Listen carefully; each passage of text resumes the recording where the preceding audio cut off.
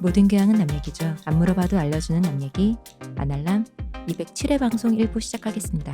문쌤님, 안녕하세요. 이동규 대표님, 안녕하십니까. 안녕하세요. 쇼우십니다. 오늘 계속 오늘뿐 아니지 몇 주 동안 지금 우리 대표님 컴퓨터가 말을 안 들어갖고 네네. 자꾸 꺼져갖고 저번 주에는 괜찮았는데 그러니까 또 신기했던 게 내내 그러다가 딱 저번 주에 문쌤이랑 마르크스 방송하니까 애가 괜찮은 거예요. 그러게요. 아 얘도 이제 물 들었다. 물 들었구나. 빨간 물이 들었구나 했는데 그래서 정직하다. 근데 근데 오늘도 꺼졌습니다. 그래서 근데 오늘 또 말을 안 듣는 거죠. 아이고 그래서 저희가 하다가 갈라고요.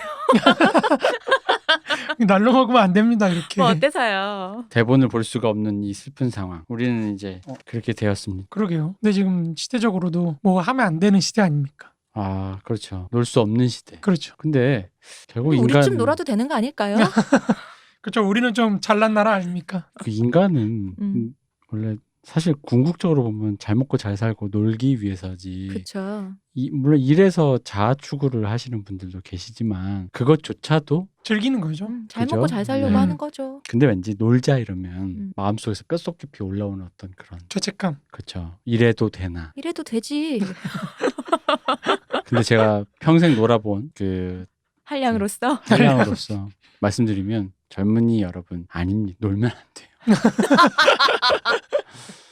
제가 한자 나오키를 요즘 이 시즌을 네. 보고 있잖아요. 그걸 보면서 적나라하게 깨달은 게 있어요. 나는 거기 나오는 분의 모사를 잘한다. 그것도 있죠. 거기 우리 깜짝 놀랐어. 우리 그 쿠로사키 네. 그 우리도 좀 금감원 뭐 금감원 이런 거. 금감원. 이완에 요로시군네. 여러분 한자와 나오키 시즌 1의 1부만 보셔도 뭔가 굉장히 불쾌하네요.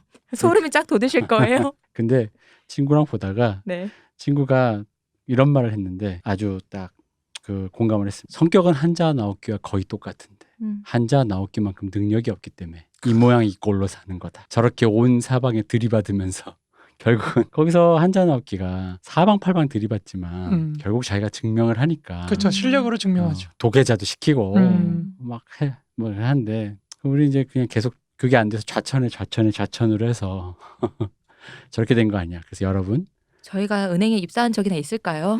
그렇죠. 은행 입사 자체가 네. 아니 너무 어느 어렵죠.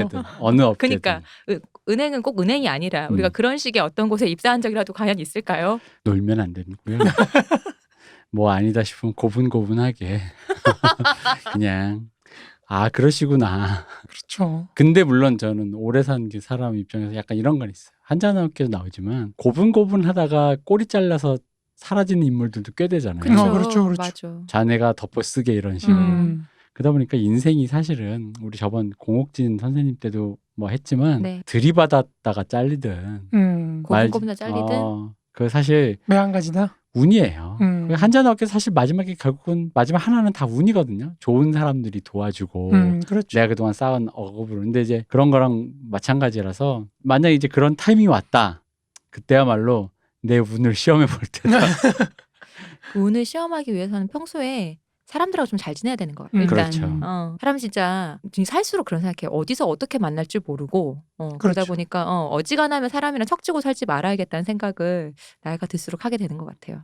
그것도 있고 언젠가 한자 나오기를 우리가 다뤄볼 수 있을지 모르겠지만 어쨌든 한자 나오기 보면 한자 나오기 친구들한테는 참 잘해요. 친구의 허물을 덮어줘.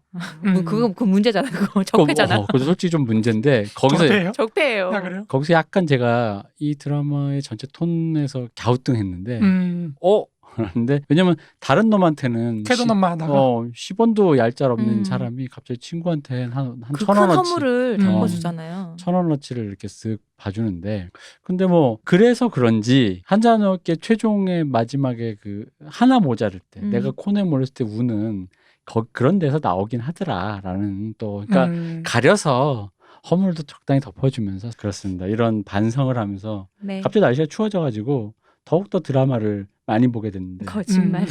아니에요. 더욱더 열심히 보게 돼요. 근데 제가 요즘에 또 한마디 하자면 스타트업 홍보를 하려고 제 사랑 남주혁이 또 나오지 않습니까? 제 영정사진으로 쓸 영정사진. 그 무슨 말이죠? 제 친구들이랑 우리 얄 작가랑 우리 박 박사랑 다 내기 누가 먼저 죽든 내기하자. 누구 장례식 가서 웃음을 얼마만큼 참게 할 수 있는지. 그래서 저는 제가 웃기겠다. 장례식이냐? 나는 그때 저랑도 같이 얘기했잖아요. 네. 저는 지금 제 카톡에 프로필 사진 전주 못 알아본 사진이 있어요. 난 이걸 영상으로 쓰겠다. 저는 밑도 끝도 없이 바로 지금 20대 남주혁 사진을 근데 하지만 여기서 제일 웃겼던 게 얄 작가님이었어. 애니 부사로 하겠다. 괜히 부사라. 진짜 빵 터졌어 그날. 그래서 유가족 있을 때 우리끼리 했기 때문에 우리끼리는 웃긴데 어. 유가족 앞에서 그렇다고 우리가 할 수 사회지면 어떡해. 그러니까. 어쩔 수 없죠. 난 죽어서 모르는데 뭐 어때요? 난 갔는데 뭐. 그러니까 그 우리가 그 괴로움을 참아야 돼. 끄끄끄 해야 되잖아. 이렇게 전라로 들어갔더니 아이고 친구 하고 장례식장 들어갔더니 앞에 애니부사가 저는 100% 전주 못 알아보고 나간다는. 아유 여기 잘못 전 아닌데. 잘못 안 됐어. 뭐 그런 일이 있었습니다. 그래서 어쨌든 저의 사랑인 남주혁 씨가 나오는 네. 스타트업을 보는데 역시 제가 늘 주장하는 남자 주인공으로서 원탑이 되려면 잘생긴 건 기본이고 먹먹미, 빈구미가 있어야 되는데 그의 빈구미는 끝을 알 수 없는 취향 저격?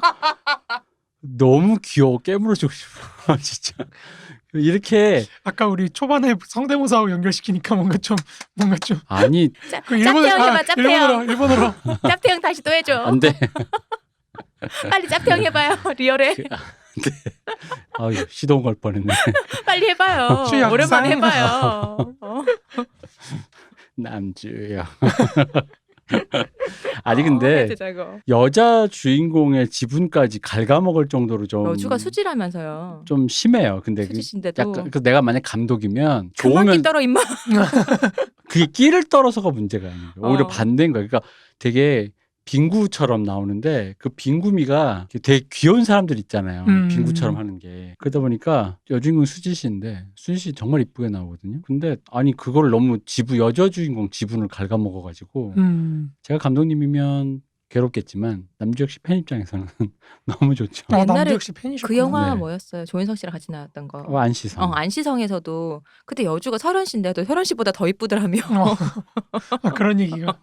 그런 얘기 했었거든요. 특히 그 빙구미 어린 눈으로 갑자기 그윽하게 쳐다볼 때 내 마음이 왜 이렇게 좋아하죠? 여러 식구네 다시 해줘. 안돼 이거 타이밍 안 맞아 여기서 하면 안돼 또 해줘요. 그러니까 어쨌든 이인해도 빨리 다시 해줘. 너무 재밌게 보고 너무 있습니다. 수줍어하시는데? 제가 옛날부터 남주혁 씨에 대한 맞아요. 애정이 있었지. 천상의 피조물이라고 찬양했지만 이렇게 역시 진짜 특히 2화에서 되게 빙구처럼 나오다가 수트 입고 탁 이게 막 이제 메이크오버 하고 나타나는 장면이 있어요. 거기서 진짜 내 마음이 여러 식구네 해 빨리. 안돼 욕같다네. 안돼 그런 거에 휩싸일 수 없어. 욕같다네 빨리 해봐. 여러분 아닙니다. 어쨌든 스타트업 많이 사랑해 주세요. 갑자기 우리 방송에서. 저는 그 드라마인지도 몰랐거든요. 오늘 처음 알았어요. 들어서. 그러세요? 네. 유명해요 요즘. 전혀 몰랐었어요. 남주혁 씨한테 꼭 사인을 받아야겠어요. 혹시 들으실지도 모릅니다. 그래요? 강동원 씨는 안 들을까요? 저 강동원 꼭 사인 씨요? 받고 싶은데. 꼭 정말 뵙고 싶습니다. 너무 사랑합니다. 저도요. 사랑합니다. 각자의 최애가 확실하시네요. 네. 저 진짜 이성애자로서 그럼에도 불구하고 수지 씨라고 생각했는데 처음입니다. 대표님 되게 수줍어하시면서 말씀하고 계시고. 자 어쨌든 네 제가 드라마 산매경에 빠져서 심취하고 있는 이 와중에 그럼에도 불구하고 우리는 뭘 한다. 마르크스를 한다. 그렇습니다. 갑자기 아니 가쁜 마르크스. 아니 왜냐면 잠깐 이렇게 사바세계 얘기하다가 지금 들으시는 분들이 잠깐 좀 오해하실까봐 살짝 김을 빼줘야 돼요. 왜냐면 저희 방송 내 장담하는데요. 그 저희의 잡담을 즐거워하시는 분들이 꽤 되세요. 그래요? 네. 그러면서 그냥 듣다가 왜 그런 거 있잖아요. 왜 그 뭐라 그러지? 어른들 놀 때 같이 놀다가 어렸을 때 그런 기분이 없어요? 어른들이 언제 들어가 빨리 자라는 소리 안 할 때 괜히 그 얘기 나오기 전까지 끝까지 이 자리에 있고 그치, 옆에 싶잖아. 앉아있는. 놀고 싶잖아 계속. 그런 느낌인데 갑자기 자 이제 마르크스 해야지 뭐라든가 야 이제 수업해야지 이런 거 있잖아요. 그 정도입니까? 아닙니다. 이제 그 정도로 이제 잡담에 어떤 그런 왜냐면 늘 얘기하잖아요. 주무실 때 이게 많이 켜놓고 그렇죠. 사람들이 도란도란 우리끼리 얘기하는 그 그쵸. 느낌을 굉장히 좋아하시고 친구들 수다 듣는 것 같은. 그렇죠. 그래서 어쨌든 여러분 이거 보시다가 심심하시면 스타트업 많이 사랑해 주시고 뭘 보다가 듣다가. 듣다가 스타트업 이렇게 이 아날라 옆에 분명히 이제 나올 거예요. 연관 검색. 스타트업 짤 이렇게 해가지고 남주혁이라고. 한번 리뷰하셔야겠는데요. 사랑이죠. 남주혁의 모든 필모를 다 이 잡듯이 찾아낼 거야. 요카탄에 빨리 다시 해봐. 난 남주혁의 사생팬. 이런 마음이더라고요. 사생팬이. 네, 남주혁 씨가 이렇게 꽃길만 걸었으면 좋겠고. 조만간 남주혁 씨 집에 갔는데 이 대표님이 청소하고 기다리고 이런 거 아니야 이거? 그럴 수도 있어. 설거지하고 계실 수도 있어. 기꺼이. 그런 거라면 내가 진짜 사랑합니다. 희원님은 강동원. 네, 정말 늘 사랑하고 뭐가 없네요. 있습니다. 그거 없으세요? 저는 그 정도는 없는 것 같아요. 저는 심지어 그래요? 마르크스도 제 최애가 아니라서 엥게스? 엥게스가 제 최애죠. 네, 아니면 음. 레닌? 레닌보다도 엥게스. 근데 저 이거 얼마 전에 트위터에서 본 얘기인데 그분이 자기 이제 친구들이 뭐 드라마 이런 걸 좋아할 때마다 작품을 좋아하는데 자꾸 금방 죽는 캐릭터를 좋아한다는 거예요. 그리고는 이제 김갑수 씨. 뭐 그런 식으로 왜 죽였어라고 이제 제작진들한테 성토를 한다는 거지. 근데 딱 봐도 먼저 죽을 캐릭터인데 자꾸 좋아한다는 거지. 근데 다른 작품을 봐도 또 그런데 그래서 취향이 제사상이라고. 잠깐 우리 문세님도 약간 취향이 제사상인데요. 아닙니다. 죽은 사람만 좋아. 아니. 그러니까 저희 이제 약간 갈 때 같아서 좋아하는 연예인이 계속 바뀌더라고요. 그건 저도 그래요. 네. 근데 강동원 계속 좋아하시죠. 그렇죠. 그건 바뀔 수가 없는 거지. 그렇죠. 아니 뭐 계속 바뀌죠. 바뀌기야. 소소하게 다른 사람 좀 바뀌는데 그분은 계속 계신 거죠. 저도 지금 의심하고 있어요. 나 그동안 여자 연예인은 참 많이 바뀌었는데 남주혁 씨에 대한 이 대쪽 같은 마음은 이거 뭘까? 이거 오래가네. 이게 찐사랑이다. 찐사랑인 것 자, 같습니다. 이때 발로도 해줘. 짭태양 빨리 해봐. 하지 마. 이상한 걸 자꾸 붙이지 마. 주혁 씨는 빨리 해봐요. 그렇습니다. 역시 그런 사랑은 사실 돈으로 보여주는 거 아닙니까? 저희도 후원을 요청해야 되는 거 아닙니까? 그러니까 제가 이제 남주혁 씨에게 무슨 커피차 같은 거라도 보내야 되는 거죠. 그렇죠. 그거를 우리 후원 받아 사겠다고? 대표님이 아날람 이름으로 해야 되는 거 아닙니까? 뭐 그건 괜찮네요. 그럼 이제 뭐지 하면서 한번 들어보실 수 있잖아요. 거기 이제 QR 코드 이렇게 그렇죠. 넣어가지고 뭐지하고 투자용으로.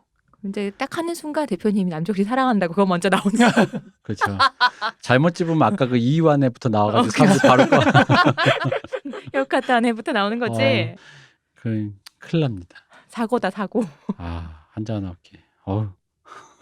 어쨌든 요즘 드라마 상매경 최근에 중도 한번 시작할까 하다가 백록원? 그때 유명한 소설이라면서요. 제가 중국 문학이나 소설은 아주 많이 몰라서 뭐 중국의 토지 같은 거라 그러더라고요. 근데 그 드라마가 있길래 봤어요. 1화를.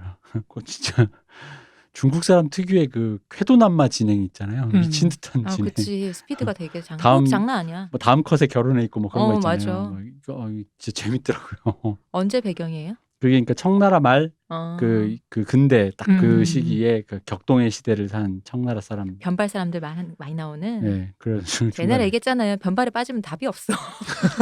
출구가 없어. 그게 잘생겨 보이는 순간 출구가 없더라고요. 맞다. 그리고 제가 그런 스타트업을 제가 홍보하는 이유가 제가 올해 진짜 드라마를 많이 봤어요. 거의 안 본 드라마가 없을 정도로. 근데 남녀 배우의 적어도 리얼리즘이 아니면 로맨틱은 저도 그런 생각 안 했는데 막상 겪어보니까 확실히 외모가 돼야 돼요. 한눈에 빠진다는 설정이 이해가 돼야 되니까. 돼야 돼 이게. 근데 이게 많은 드라마가 제가 사이코지만 그거 있잖아요. 그것도 둘이 외모가 되니까 이게 막 그냥 이해가 되지. 좋아요.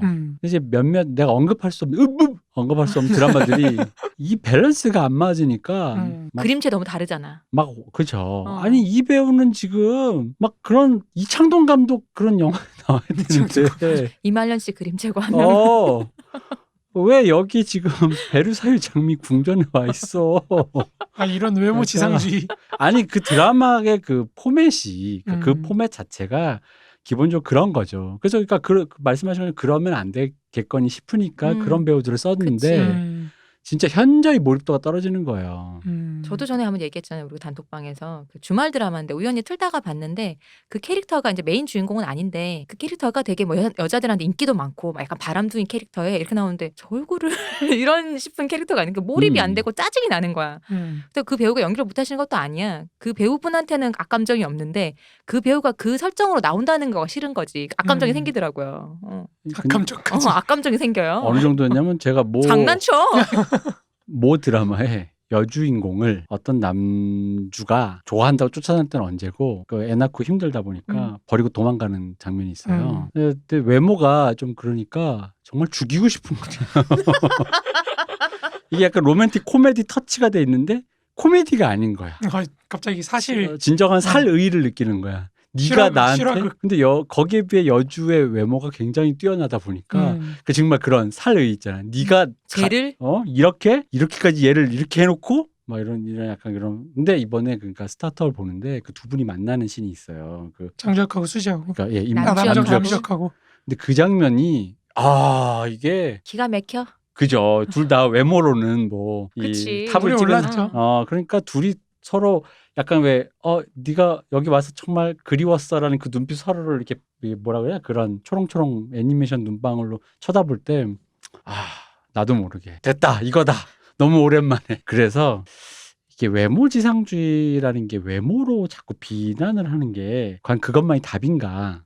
외모가 좋은 사람의 그것이 필요한 세계라는 게 또 따로 있는 건데 너무 이제 그러니까 최근에 제가 드라마를 많이 보다 보니까 내 눈 막 감정이 안 생기는 거 주인공이 애틋해야 되잖아요. 더러운 세상이네요.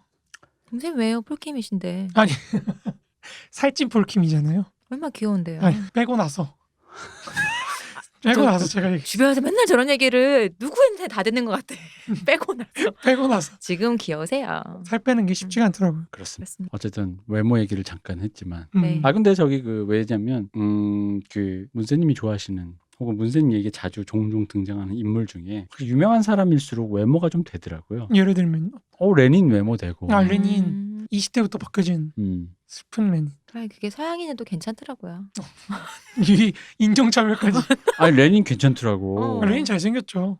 머리 벗겨져도 괜찮더라고. 두상이 예쁘잖아요. 그러다 보니까. 두상이 예쁜가요? 아니 이렇게 서양인들이 보통 동양인보다 두상이 예쁘다 보니까 머리가 이렇게 없거나 되게 짧게 치거나 그래도 그게 또 멋이 있더라고요.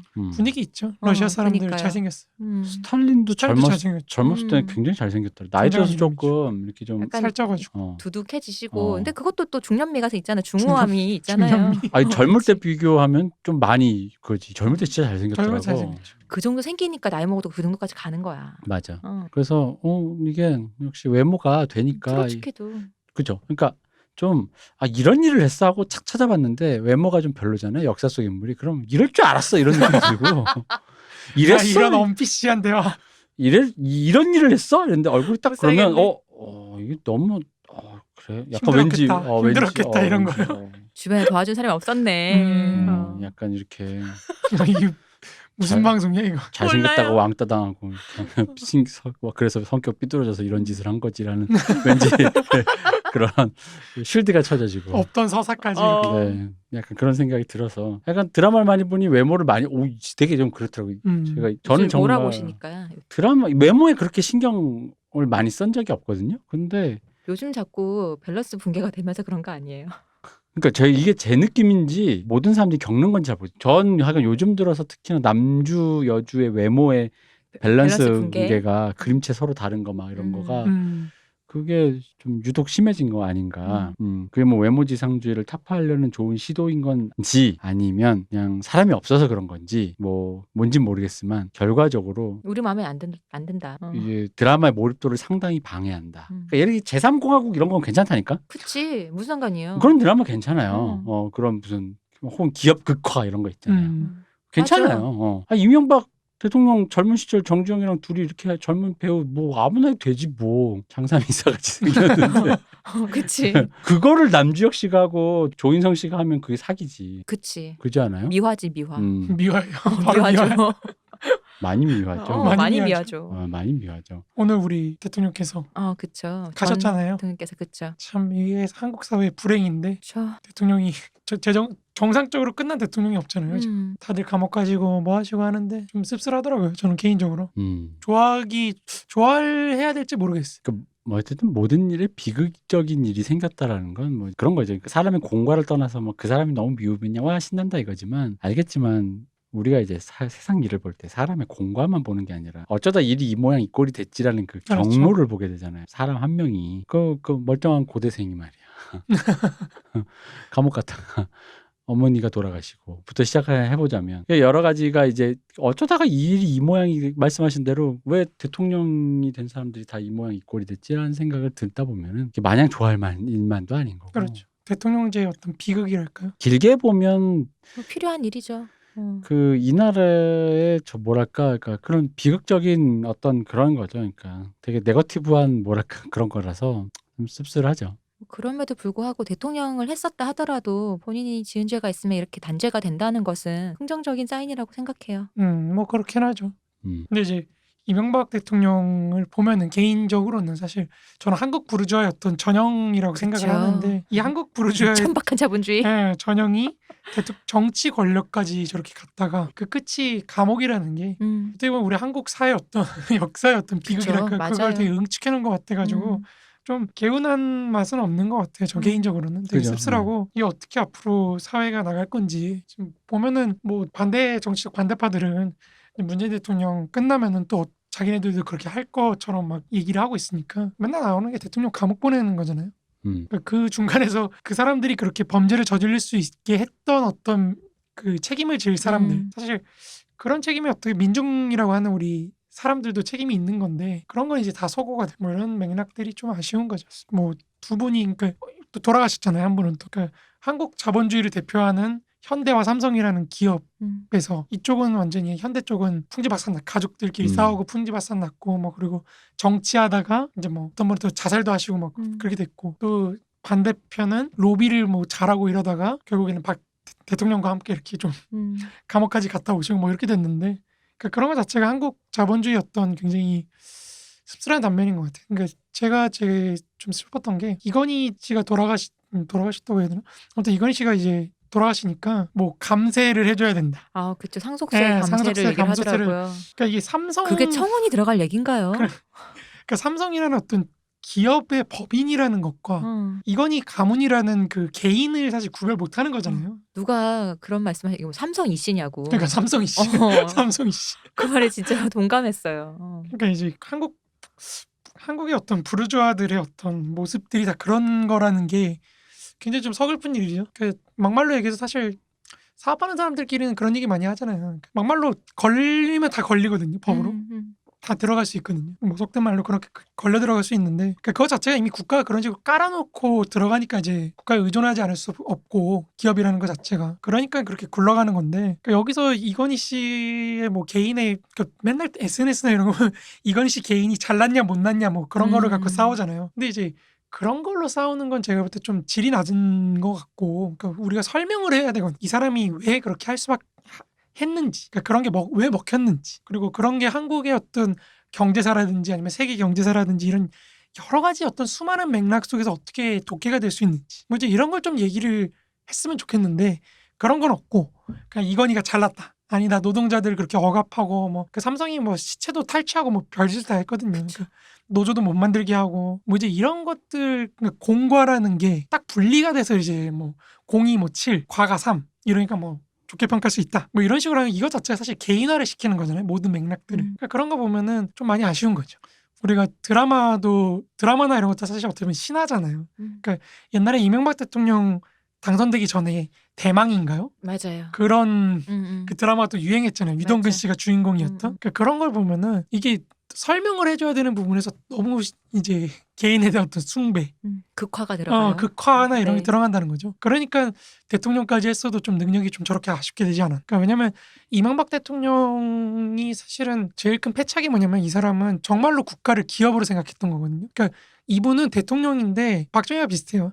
의회라는 것과 타협하는 게 너무 싫었던 거. 이 양반이 생각할 때는. 그 너무 비용이라 생각한 거죠. 쓸데없는 비용인데. 그러니까 행정부 자체를 그런 식으로 하려다 보니까 그분이 잘한 것도 있어요. 외환위기 같은 거는 그 지금 저기 IMF 수석 연구위원이신 그분 누구시? 아무튼 그 한국 거시경제학에서 제일 훌륭하신 분을 모셔가지고 제일 빨리 탈출을 했잖아요. 그러니까 그런 건 되게 잘하셨는데 이게 어떻게 사회를 사실 어떤 사회 여러 계급들과의 타협을 통해서 국가를 이끌어간다는 그런 느낌보다는 이 양반은 비용으로 다 처리를 하는 거야. 그럼 내가 이걸 기업으로 좀 운영을 해보겠다는데 그러니까 저렇게 되신 거겠죠. 정치력을 다 잃어버리고 그러니까 그런 게 우리 사회가 갖고 있는 어떤 한계가 되게 많이 드러난 것 같아서 좀 아쉬운 점이 있습니다. 발전의 초석이 되겠죠. 뭐. 밑거름이 돼주시겠죠. 그 밑거름이 되면 좋은데.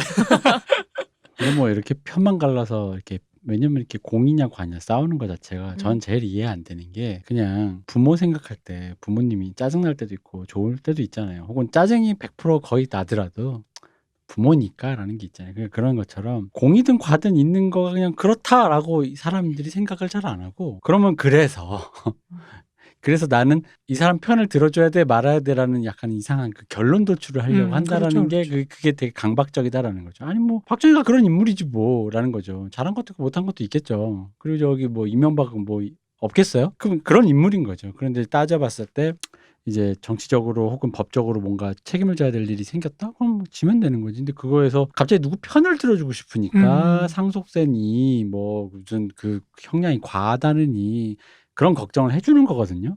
아니 그게 아니라 그냥 이거니까 뭐 공도 있고 과도 있으니까 근데 뭐 그러다 보니까 법이 과할 수도 있어. 예를 들어 상속세를 다 뺏어가. 그런 일이 벌어졌어. 그 이제 그렇게 된 거예요. 그럼 이제 그걸 갖고 이제 우리가 토론을 해야 될 문제지 이게 편을 들어주고 싶으니까 그렇죠. 무슨 누구의 편 누구의 뭐뭐의 어떤 그런 뭐랄까 그러니까 자기 마음속에 이미 정해놨다니까. 그렇죠.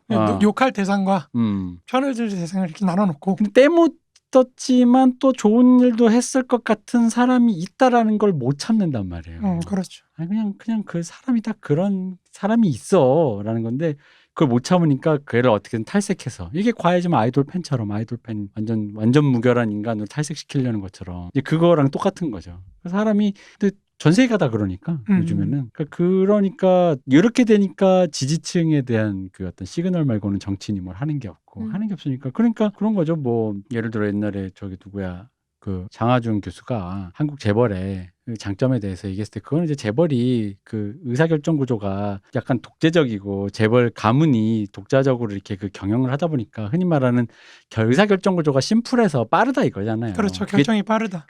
그게 관료제의 그 어떤 뭐랄까 단계를 계속 거쳐서 이것이 맞냐 틀리냐를 거쳐간 단계보다 빠르니 좀 더 그런 의사결정 단계에서 빨라서 집행할 수 있는 그게 만약에 맞다면 그러니까 이게 우리 말한 옛날 우리 전제왕조 얘기할 때 성군이 와셨을 때 근데 이제 성군이 아니라 연산군 같은 놈이 오면 나라 망한다 이런 것처럼 그걸 어떻게 책임지냐 이제 약간 그 구조적인 얘기를 하는 거랑 재벌이 그런 기능이 있다라는 거랑 근데 이제 재벌이 그런 얘기할 때 늘 그러는 게 이게 경제가 항상 정치의 종속이 돼버리니까 그러니까 뭐 양쪽 다 기름칠하는 거잖아요. 뭐 김대중도 대통령도 받고 김영삼도 받고 그래서 김영삼 대통령이 내가 알기로 없던 걸로 하자 약간 이렇게 이제 거의 대국적인 걸 하셨는데 그런 것처럼 그런 식으로 정치적인 부담을 안으면서까지 책임지려는 사람은 이제 없고 책임은 지기 싫고 근데 그 구조는 그렇게 틀어져 있고 누리고 싶고 근데 솔직히 그러니까 로비하는 게 잘했다는 게 아니라 지금 같은 구조에서는 누가 될지 정치에 너무 종속돼 있으니까 둘 중에 하나예요. 누가 될지 모르는 사람한테 기름칠을 한다. 내지는 이걸 탈출한다. 국조를 넘어간다라는 거거든요. 근데 뭐 이제 그런 식인 거잖아요. 근데 기반이 여기 있으니까 뭐 그렇게 한다라는 건데 이제 그런 맥락에서 이제 이 구조가 이렇게 틀어졌으니까 이걸 안 할 수 있게 하는 방법이 뭐지 이렇게 생각을 해야 되는데 그게 아니라 그냥 이제 뭐 정치인한테 물대다가 꼴 좋네. 그거야 꼴 좋을 수 있지. 근데 이제 왜 저렇게 물을 댔을까? 뭐 이건희 회장이나 이재용 회장이나 자기 돈 안 아깝겠어요? 그 사람들이라고? 아무리 돈 많다고? 근데 뭐 그런 부분들에 대해서 이제 서로 구조가 이렇게 됐으니 이렇게 됐다. 그런 식으로 돌아갔다. 이런 식의 얘기는 전혀 없는 거죠. 그냥 밉다. 그러니까 이건희 회장 이번에 지금 부고 나왔을 때도 그러니까 말씀하신 대로 그런 거예요. 그러니까 꽃이다. 그는 노동자를 탄압한 적이다. 아니다. 뭐 이렇게 그래도 하루 정도는 우리가 추모하자. 근데 그걸 보고 있으면은 답답한 거죠. 이런 얘기를 뭐하러 하지? 라는 생각밖에 안 해요. 이런 얘기를 뭐하러 하지? 특히 왜 당일날 그런 얘기 하는 거야말로 이런 얘기를 뭐하러 하지? 라는 거지. 뭐 추모할 수도 있죠. 뭐 어쨌든 간에 그 사람이 장사미사는 아니니까 뭐 그런 사람 돌아가서 그 사람이 뭐 주변의 모든 사람들한테 다 아끼겠어.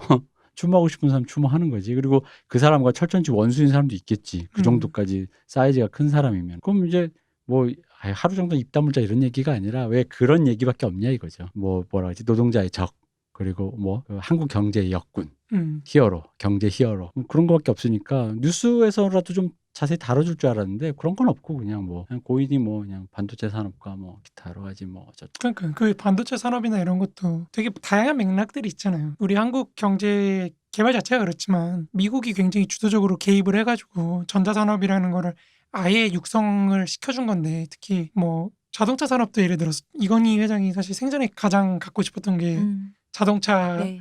자기 그거 네. 뭐죠? 회사를 만드는 건데 결국 못 만들었잖아요. 그러니까 그것도 사실 맥락이 이게 전 세계 그 90년대에서 2000년대까지를 놓고 보면은 연간 그 전 세계 자동차 산업이 연간 생산할 수 있는 자동차 수가 한 7천만 대 정도 되거든요. 근데 이게 연간 수요는 사실 5천만에서 5,200만 정도밖에 안 되니까 벌써 여기서 이미 과잉 생산이잖아요. 네. 그런데 한국 자동차 업계가 뭣도 모르고 이거를 그냥 우리는 계속 생산력을 늘린다고 하고 있으니 이거를 사실 미국이나 특히 한국 자동차 업계의 발전이 가장 크게 타격을 입은 쪽이 미국도 있지만 유럽입니다.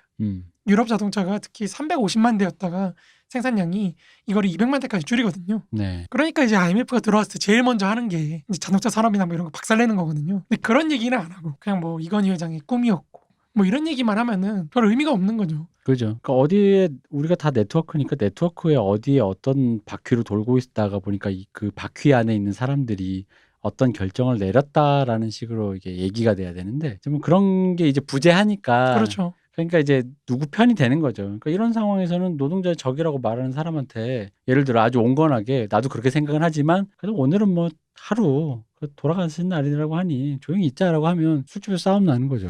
그렇죠. 그렇죠. 그러니까 이게 서로 대화를 할 때도 뭔가 논의가 아니라 네가 예의가 있네 없네가 되잖아요. 예의가 없네 있네 뭐 누구 편이야. 그러니까 그런 걸로 싸우면 사실 답이 없거든요. 그거는 내가 예의가 없다고 생각하면 난 이게 예의라고 생각한다.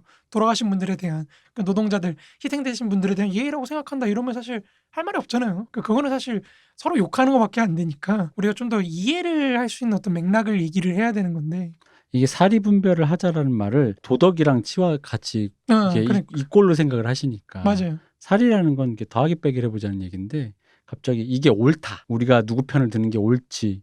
그럼 이게 사리에 맞는 거 아니냐? 갑자기 아니 그게 아니라 덧셈 뺄셈 곱하기도 나누기도 아니야. 그렇죠. 덧셈 뺄셈 해보자는 건데 그러니까 갑자기 이 마르크스 강의를 했던 것도 그런 거잖아요. 우리가 세계 시장이라는 게 마르크스 자본론 얘기하는 게 별게 없어요. 결국엔 이윤율이 낮아지면은 이걸 극복할 수 있는 여러 가지가 있어요. 우리 그것도 다 말씀을 드렸잖아요. 네. 결국에 수출을 해야 되는 거. 그럼 수출을 해서 세계 시장 수출을 해가지고 세계 시장으로 나아가면서 국내의 이윤율을 낮아지는 거를 막는 걸 하는 거거든요. 그렇게 하다 보면은 자본 수출도 하게 되고 상품 수출도 하게 되고 뭐 이러다 보면은 다른 지역들에서 또 자본주의 발전이 막 일어나고 서로 경쟁이 더 심화되고 뭐 이런 문제가 계속해서 발생하는 건데 그러다 공황도 터지고 그러니까 그런 식으로 우리가 설명을 하면서 지금 한국이 이러이러한 과정을 거쳐서 여기까지 왔다. 그 과정에서 뭐 박정희라든지 전두환이라든지 뭐 노태우라든지 아니면 김대중이라든지 이런 사람들 이런 생각을 갖고 이렇게 행동을 했고 뭐 이런 얘기를 하면서 좀 얘기를 했으면 좋겠는데 그런 건 없고 결국엔 누가 잘했네. 나라의 역군이시니까 저 집한테 뭐 세금을 감면을 해줘야 되네 말아야 되네. 뭐 이런 걸로 논의하면은 아니 그런 식이면 BTS도 다 감면을 해줘야겠죠. 게다가 이제 그 중간에 저는 이제 감면해주자는 것도 참 그렇고 예를 들어 뭐 노동자의 적이라고 하는 것도 그럴 수 있는데 그게 정치라는 게 타인을 우리 쪽으로 포섭한다는 거에 제가 보기엔 별로 도움이 안 되거든요. 그냥 그렇게 당일날 나와서 여전히 뭐 죽어간 반도체 노동자의 뭐 이런 거라는 게 사실 난 별로 그게 그렇게 와닿지 않을 수 있죠 사람들 입장에서. 그렇죠. 그냥 아니 뭐 그런 일이 있었나 보네. 일단 뭐 그래. 일단 어쨌든 사람이 죽었으니라고 생각하는 사람들도 꽤 있다라는 거지. 그러니까 정치라는 건 이제 그런 프로세스도 좀 생각을 하면서 얘기를 해야 될 거라고 나는 생각을 하는데 이제 그런 거 사실 왜냐하면 저희가 이 방송하는 이유는 다 그건 거예요. 뭐 사실 뭐든지 그렇지만 쿨타임을 갖자. 이게 너무 뜨거워서 너무 뜨겁기 때문에 뜨거운 그 끝에 있는 촉만 갖고 얘기를 하거든. 이 촉 갖고 챙챙챙챙 하는 건데 이 좀 식어야 돼. 식어야 되는 거죠. 마르크스 하는 것도 결국은 이 모양 이 꼴로 굴러간다라는 걸 우리가 알기 위해서잖아요. 그렇죠. 약간 그런 기분이 듭니다. 그래서 이건희 근데 둘 다 이씨네. 그렇죠. 이명박 이건희.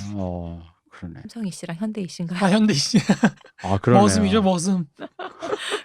이런 거. 바로 이런 거. 바로 이런 거. 아니 그쪽이 머슴이라고 하잖아 정씨. 현대 정씨가. 현대정 씨가 이 씨를 머슴이라고. 그래서 역시 대통령이 돼서 잠시나마 그렇죠. 부려봤다. 그 머슴의 멍에를 벗고 이제. 참 그런 말 들으면 되게 서글프겠다. 뭐 근데 원래는 그 정몽구 대신에 이명박한테 감옥 가라고 한 거였잖아요. 네. 근데 이제 나 싫다고 이제 뛰쳐나오니까 저거 머슴인데 저 머슴이 말 안 듣는. 근데 이제 그런 거 보면 되게 정근대적이잖아요. 인식 맞아요. 자체가. 그러니까 지금 이재용 야구자지. 그렇죠, 그렇죠. 대신 감옥 가라는 게 이게 무슨 어디 저기 파이란 같은 데 나오는 그런 얘기잖아요. 그러니까. 돌아오면 한몫 챙겨줄게. 그러니까 이제 이건희 씨가 사실 저렇게 성공할 수 있었던 것도 황제 경영이라고 하는 한국식 경영의 어떤 그게 가능한 조건들이 있잖아요. 뭐 노조가 없다든지. 네. 그러니까 노조가 없다는 것 자체가 이미 노동자들의 어떤 이해관계를 배려할 필요가 없다는 거거든요. 그냥 비용이 되면 그냥 깎아버리고 잘라버리고 해고하고 뭐 보상도 안 해주고 뭐 이런 식으로 하는 거기 때문에 그 권위주의적 체제니까 그게 가능했던 거죠. 사실은 노동자들 탄압하는 게 오히려 민주주의 탄압에 굉장히 효과적인 수단이었으니까 이제 그런 것도 있고 뭐 그리고 의식의 문제도 있어요. 뭐냐면은 사실 생각해봐요. 그 삼성에서 지불하는 임금을 보자면 업계 최고 수준이잖아요. 그냥 공장에서 그렇죠. 일하시는 분들마저도 그냥 완전 최고위에 무슨 설계하시는 분들뿐만 아니라, 그러니까 이제 그게 그 인식이 그 전근대에 머물러 있다는 게, 아니 돈을 많이 주잖아. 라는 거는 거죠. 어쨌든 우리 회사 일하는 니들 가장들한테 내가 돈을 많이 주면 잘 된 거 아니냐는 거죠. 그렇죠. 그 돈을 가져서 애들 교육시키고 집도 사고. 근데 이제 그러다 보니까 노동자의 의식 얘기할 때 그 얘기가 항상 나와요. 임금이 높다. 그러니까 임금을 줄 만큼 많이 주니 노동자가 불만이 없다, 이런 식으로 얘기 나온단 말이죠. 근데 노동자에 대한 배려라는 건 사실 그거를 조금 더 상회하는 약간 곁가지 길이거든요. 그것만 있는 게 아니죠. 그럼요. 그 그냥 저기 아닌가. 돈이 최고죠. 아닌가? 물론 저는 돈을 많이 주신다면 사생활도 포기하고. 후원을 많이 해주십시오. 그러면 대표님이 한번 거절하기가 너무 큰 돈이었다. 거절하기 그렇지. 한번 공개 방송을 북극성 암호로 잠시 누구 당대표를 담가주게. 거절하기엔 너무 큰 돈이야. 그러니까 그 돈과 지불하는 가치, 제가 봤을 때 삼성이 좀 그래요. 왜냐면 삼성 노조 없잖아요. 노동자에 대한 그거 없잖아요 했을 때 그쪽에서 나왔던 모든 논리가 대부분 그런 식이었거든요. 그렇죠. 잘해준다 이거. 돈 많이 준다, 잘해준다 이거. 우리는 막 뭐 밥도 주고 말이야. 그 버스도 운영해서 말이야. 니들이 각자 이렇게 출퇴근하는 것도 다 이렇게 배려해주고, 일찍 오는 대신 일찍 퇴근시키고 뭐 여러 가지 뭐 얘기하는데, 아니 그러니까 그걸 왜 네가 결정하냐고가 사실 내 얘기거든요. 그렇죠. 그 결정을 우리가 해보겠다라는 걸로 중의를 모아보겠다는데 그게 싫다는 거잖아요. 그렇죠, 그렇죠. 내가 결정하겠다잖아요. 그러니까 이제 그것 때문에 이제 생긴 건데, 요 얘기가 속 빠진다는 거지 항상. 그렇죠. 삼성 얘기에서는. 어쨌든 뭐 어떤 의미로든 큰 되게 네임밸류가 크신 사람이 두 분이, 한 분은 돌아가신 거 아니에요? 돌아가신 거 아니에요? 그냥 감옥으로 가셨죠. 감옥으로 가셨죠. 사회적 명운이 다 했다. 네. 그렇죠. 표현이 좋은데. 네, 그런 거죠. 170억과 17년의 징역이란 것은 일단 그분의 나이를 고려했을 때 뭐 그렇죠. 사면은 되겠지만 어떤 사회적으로 이제 그냥 저기 포항 가서 골목대장 해라라는 법원의 선고잖아요. 중앙으로 나오지 마라. 근데 뭐 그 얘기죠. 그렇죠. 그 법원의 그 왜 결정문 이렇게 그 주문 딱 했을 때 앞대가리만 쫙 이런 포항으로 가세요. 써 있는 거죠. 이제 그런 식으로 돼 있는 거죠. 두 분이 일단 어쨌든 공교롭게도 한 주에 그런 일이 있었습니다. 에이, 참 어쨌든 그래서 어지러운 한 주였습니다. 그러게요. 네, 타임라인이 정말 어지러웠어요. 정말 어지럽죠. 요새 뭐 맨날 어지럽죠 뭐. 뭐 항상 뭐 한국은 뭐 다이내믹 코리아니까 네. 뭐 항상 그렇지만 그런 걸 볼 때마다 이제 약간 현타가 오는 거죠. 그러니까 여전히 사회주의로의 길은 멀구나. 그렇죠. 이 정도 가지고는 안 되겠구나. 그런 생각이 들 때가 있어요. 그러니까 이게 아까도 사석에서 대표님하고 말씀드렸는데, 그러니까 20, 30대 사람들이 갖고 있는 어떤 인식이라는 게 굉장히 보수적이고 그런 지점들이 있다는 거죠. 그러니까 사실 그 감세를 얘기하는 것도 자체가 이미 국가가 나한테 해주는 게 없다라는 인식이잖아요. 그러니까 내가 돈 벌어서 내 돈으로 내 힘으로 돈 버는데 왜 니네가 돈을 가져가? 이 빨갱이들 뭐 이런 거잖아요. 그러니까 여기서 사실은 국가라는 것과 국가가 행하는 어떤 공동체를 유지하기 위해서 행하는 그 모든 것들은 다 소거가 된 거거든요. 그러니까 내가 어떤 공동체라는 걸 느껴보지 못했으니까 그런 말을 하는 거겠죠, 사실은. 맞아요. 공기 같은 존재로 생각하니까. 그러니까 뭐 복지를 받아본 경험도 없고 하다못해서, 그러니까 내가 어떤 공동체라는 걸 실감해본 경험이 없으니까 자기 경험에 기반해서 뭐 기업가들은 사실 이건희는 능력으로 성공한 건 아니잖아요. 그쵸. 태어났을 때부터 이미 재벌이었고 그분의 능력을 폄하하는 건 아니지만 사실 그 정도 자리에 갖춰진 조건이 있었던 거잖아요. 그러니까 그 정도 자리에 있으면은 그냥 가만히 앉아 있어도 사실 돈이 들어올 수 있는 정보들이 들어오거든요. 그러니까 이 권력자도 그렇고 회장도 그렇지만 이 사람들이 똑똑하고 잘나서 그 자리에 있는 게 아니라 그 자리에 있으니까 그렇게 똑똑해지는 거예요. 사실은 박정희가 뭐 얼마나 대단하겠어요. 군인 출신인데 그 뭐 경제학을 공부한 것도 아니고. 근데 그 사람이 70년대 가면은 웬만한 경제학자보다도 뭐 상대가 안 되거든요. 경제학자들도 경제학적으로. 그 왜 그러냐면 아니 맨날 만나는 사람들이 현장에 있는 기업가들이고 이 사람들이 최고 수준의 어떤 세계 경제를 인식하고 있는 사람들이니까 그 사람이 그 정도로 똑똑해지는 거지. 뭐 그 사람이 뭐 경제학을 많이 알겠어요. 뭘 알겠어요. 그러니까 권력자들이라는 건 사실 그 자리가 사람을 그렇게 만드는 건데 이제 그런 거 생각 안 하고 이제 모든 걸 다 저 사람의 어떤 능력, 개인의 능력으로 생각하니까. 개인의 능력으로 생각하고 자기도 노력하면 그렇게 될 수 있다고 생각을 하는 그런 어떤 보수적인 이데올로기랄까요? 그런 게 굉장히 강고하게 남아있다는 느낌이 들다 보니까 점점 더 만연하는 것 같아요. 그러니까요. 네. 그럼 여기서 어떻게 연대라든지 뭐 이런 걸 얘기를 할까? 연대 이제 말 들으니까 이제 정말 이제 말 바꿔야 될 거야. 그 말 너무 많이 들어서 그러니까 식상하다. 내 손에 쥐어진 적 없는데 없는 좋은 말이 반복되면 되게 뭐랄까 그렇거든요. 고가운가요? 고깝다기보다는 그러니까 하나만 한 소리처럼 이게 좋은 말이 처음 들릴 때 좋은 말이구나 계속 들리다가 그게 나랑 접점이 없는 채로 좋은 말을 들으면 되게 공허해지면서 되게 단어가 뭐 약간 이런 느낌이 들어서 연대도 약간 말을 좀 그럼 그대로 이렇게 죄송합니다. 큰일 났네. 이게 박 박사를 보냈더니 아 머리야. 다른 데서 이렇게 좀 쉬었다 갔으면.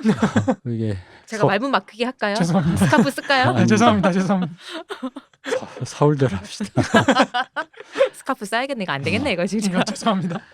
연대란 말이 사실 저한테 좀 그래요. 연대란 말 처음 들었을 땐 좋은 말이라는 생각이 들었는데 저는 그것도 그건데요. 그러니까 지금 우리 약간 만연해 있다는 그 약간 개인주의랄까요? 이런 뭐 내가 알아서 잘할 수 있는데라는 그 생각을 하는 사람들이 연대란 말을 들었을 때 약간 비웃겠죠? 내가 진 걸 나눠줘야 돼라고 생각하는 것 같아요. 그러니까 왜? 맞아요. 내가 왜? 라고 하는 거죠. 너도 네 능력대로 해. 나도 내 능력대로 먹고 살 건데 왜 내 손에 진 걸 나눠줘야 돼라고 생각하는 것 같아요. 그런 것 같아요. 아휴. 어디 좀 쉬었다 갔으면.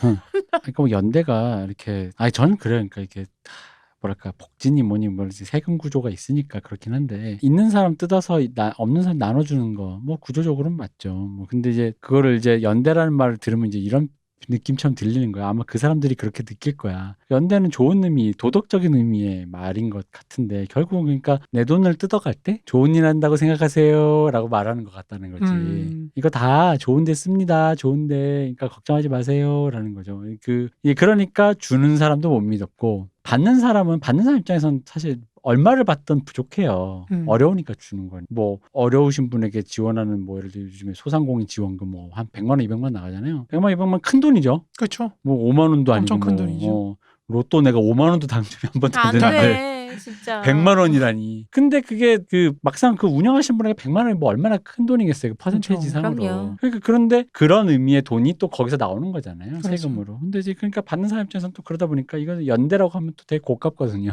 이거 어쩌라는 거야라는 거죠. 주든 안 주든 똑같은데 뭐 이런 상황이니까 이거 뭔가 단어도 좀 그러니까 캐치프레이즈 좀 바꿔야 될 것 같고 저 요즘 그 생각 많이 해요. 어쨌든 저는 요즘 느낀 게 좌파의 캠페인은 어느 정도 이제 유효 기간이 다 된 것 같고 그 지난 19세기, 20세기에 좌파의 그럼 이제 21세기 좌파는 새로운 캐치프레이즈, 새 새 부대가 좀 필요한 것 같아요. 문제의식은 19세기나 별로 다르지 않은데 아시잖아요. 공부해라가 중학생 때쯤에는 그래 나 엄마 공부 열심히 해서 엄마 말대로 외고 가야지 이러다가 내가 좀 이제 계속 공부해라 그러면 이제 갑자기 한 고1쯤 되면 이제 쓰루가 되잖아. 엄마가 뭐 됐어?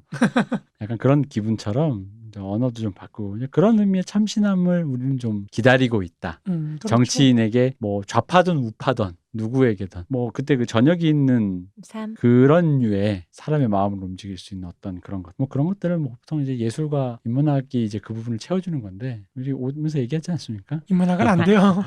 예술과 인문학은 이제 그렇게 꽃피워주기엔 사람들이 기다려주지 않기 때문에 그런 것도 있고 뭐 키워놨더니 이상한 소리 하고 있으니까. 네, 그렇죠. 그렇습니다. 그래서 어쨌든 또 잡담이 길어졌지만 50분 했어. 50분. 벌써 50분인가요? 아이고. 잡담 50분 했어?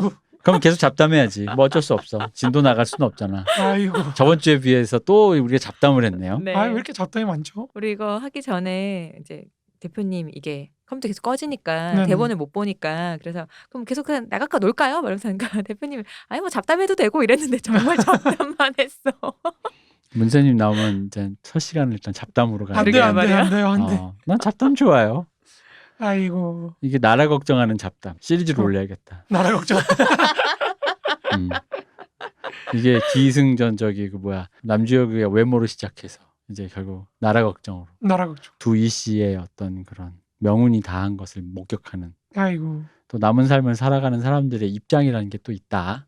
뭐 이런 겁니다. 그래서 그렇죠. 누가 좀 어지럽지 않게 이제 좀 했으면 좋겠어요. 게다가 이제 이번 주에 또 11.6이 있었잖아요. 아 그렇죠. 11.6이 있어. 저 인터넷 트위터 특히 트위터가 좀 강세죠 이런 거는. 탕탕절. 탕탕절. 올해는 좀 그래도 좀 없었지 않나요? 그런가요? 예년에 비해서. 네. 뭐 약간 그런 것 같아요. 거의 뭐 트위터 명절이죠. 사실 몇 년 전에는 꽤 그랬는데 음. 점점 좀 그게 좀 줄었지 않나 싶은데. 음. 뭐 억지로 제가 뭐 지나다니는 거 보다 보니까 억지로 낀 거 맞춰가지고 뭐 안중근 의사의 뭐 저격일과 뭐 기타 여러 가지 다 그게 11.6에 어떻게든 낀 거서 이렇게 다 탕탕절로 이렇게. 아 그래요? 그래서 그 밑에 하나에 더 이걸 패드립이라고 해야 될까? 어쨌든 그게 이건희 회장이 지금 작고한 날이 10월 25일이어서 하루만 더 있다 가면 이게 다 탕탕절로 연결된다는 못 살겠네. 이제 이런 얘기까지 이제 돌았어요. 근데 뭐 어쨌든 모르겠어요. 이게 내가 약자이고 블랙리스트에 오르는 사람 입장에서 정부를 상대로 탕탕절하고 놀리는 거는 굉장히 멋진 자유주의적인 약간 락킹한 느낌이 들긴 하는데 이제 문 밖에 세스코가 집에 와서 문 밖으로 쫓아낸 바퀴벌레한테 그러고 놀리는 게 무슨 의미가 있는가 약간 그런 생각이 들면서 약간 이건 그냥 그래서 조용해진 것 같기도 해요. 사람들이 더 이상 이게 락킹하다 느껴지지 않는 것 그쵸. 같긴 해요. 음. 그냥 뭐 솔직히 국민의힘 솔직히 누가 봐도 이제는 그냥 유효 기간이 끝났잖아요. 그렇죠. 왜냐하면 그 역대 우리나라의 보수 정당은 계속 살아남던 이유는 엘리트들을 끌어들여서요. 군벌과 학자들이 요즘 누가 거길 가 무슨 욕을 먹고 무슨 뭘 하려고. 맞아. 결국은 민주당으로 가게 됐고 그 민주당이 어쨌든 우리의 바람이라면 그 강건한 보수 당으로 이제 좀 자리 잡은 전통과 역사가 있는 보수당 자리 잡기를 바라는 건데 그쵸. 뭐 어쨌든 그런 의미에서 어쨌든 지금의 의미 있는 어떤 그런 엘리트라고 불릴 수 있는 사회 엘리트는 민주당 쪽으로 가니까 저는 그래요. 그냥 보기에 국민의힘은 더 이상 제가 홍 작가한테 그런 얘기를 했거든요. 아니 세스코가 와서 바퀴벌레를 문 밖에 쫓아냈으면 됐지. 문 밖에까지 가서 해충 작업을 하게 되면 동네 바깥까지 나가야 되고 그 멸균을 하기 시작하고 현미경을 들이대기 시작하면 무균무대로 가야 된다. 과연 그게 제품 홍보인가요 지금?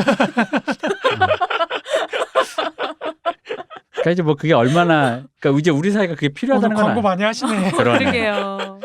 우리 사회가 어쨌든 그게 필요한 건 알겠는데 알겠지만 정도라는 게 있고 왜냐면 더 그러니까요. 가면 비용을 치러야 되잖아요. 어쨌든 그렇죠. 이것도 비용이잖아요. 맞아요. 비용을 치러 예를 들어 우리 집이 20평이면 20평까지 준 건 얼마였는데 우리 동네 다 해주세요 이랬을 때 얼마 받겠어요. 사실 그러니까 박근혜 전 대통령 탄핵 전에 막 그때가 가장 핫했죠. 그죠. 11.6을 가지고 그렇게 얘기하는 그때 그건 또 이해할 수 있어. 박근혜 전 대통령이 있던 시절이니까. 그럼 뭐 교과서도 그 박정희란 사람의 음. 그대로 현신으로서 딸이 음. 대통령이 된 시점이니까. 그런데 그 사람이 이제 탄핵도 당하고 이제 그런 박씨 가문이 이렇게 된 마당에 더 이상 그게 또 진짜 유의미한가라는 느낌 드는 거죠. 그리고 이게 벌써 한 박근혜 대통령 당선된 게 한 6년 전, 7년 그렇죠. 전쯤 되죠. 그렇죠. 그렇게 오래됐네. 그러니까 당선일을 기준으로 보자면은 아까 말했 엘리트의 입장에서 약간 이제 어딘가 이제 다음 스텝을 준비하는 정재계라든가 이런 걸 준비하는 엘리트 입장에서는 핫하죠. 아직까지는 괜찮았어요. 그때까지는. 그리고 이런 얘기하면 너무 패드립인가? 노인네들도 젊었어. 한 7년 그게 뭐가 패드립이에요. 우리도 어렸어. 젊었어.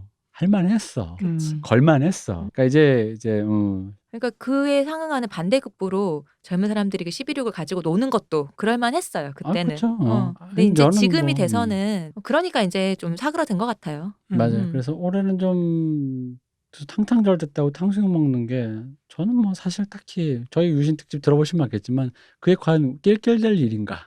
저는 잘 모르겠어요, 솔직히. 그냥 그런 일이 있었다지. 그러니까 박정희가 나쁜 사람이어서 박정희가 누구 때문에 누구의 결단으로 생명을 잃었다라는 게 그게 야 신난다.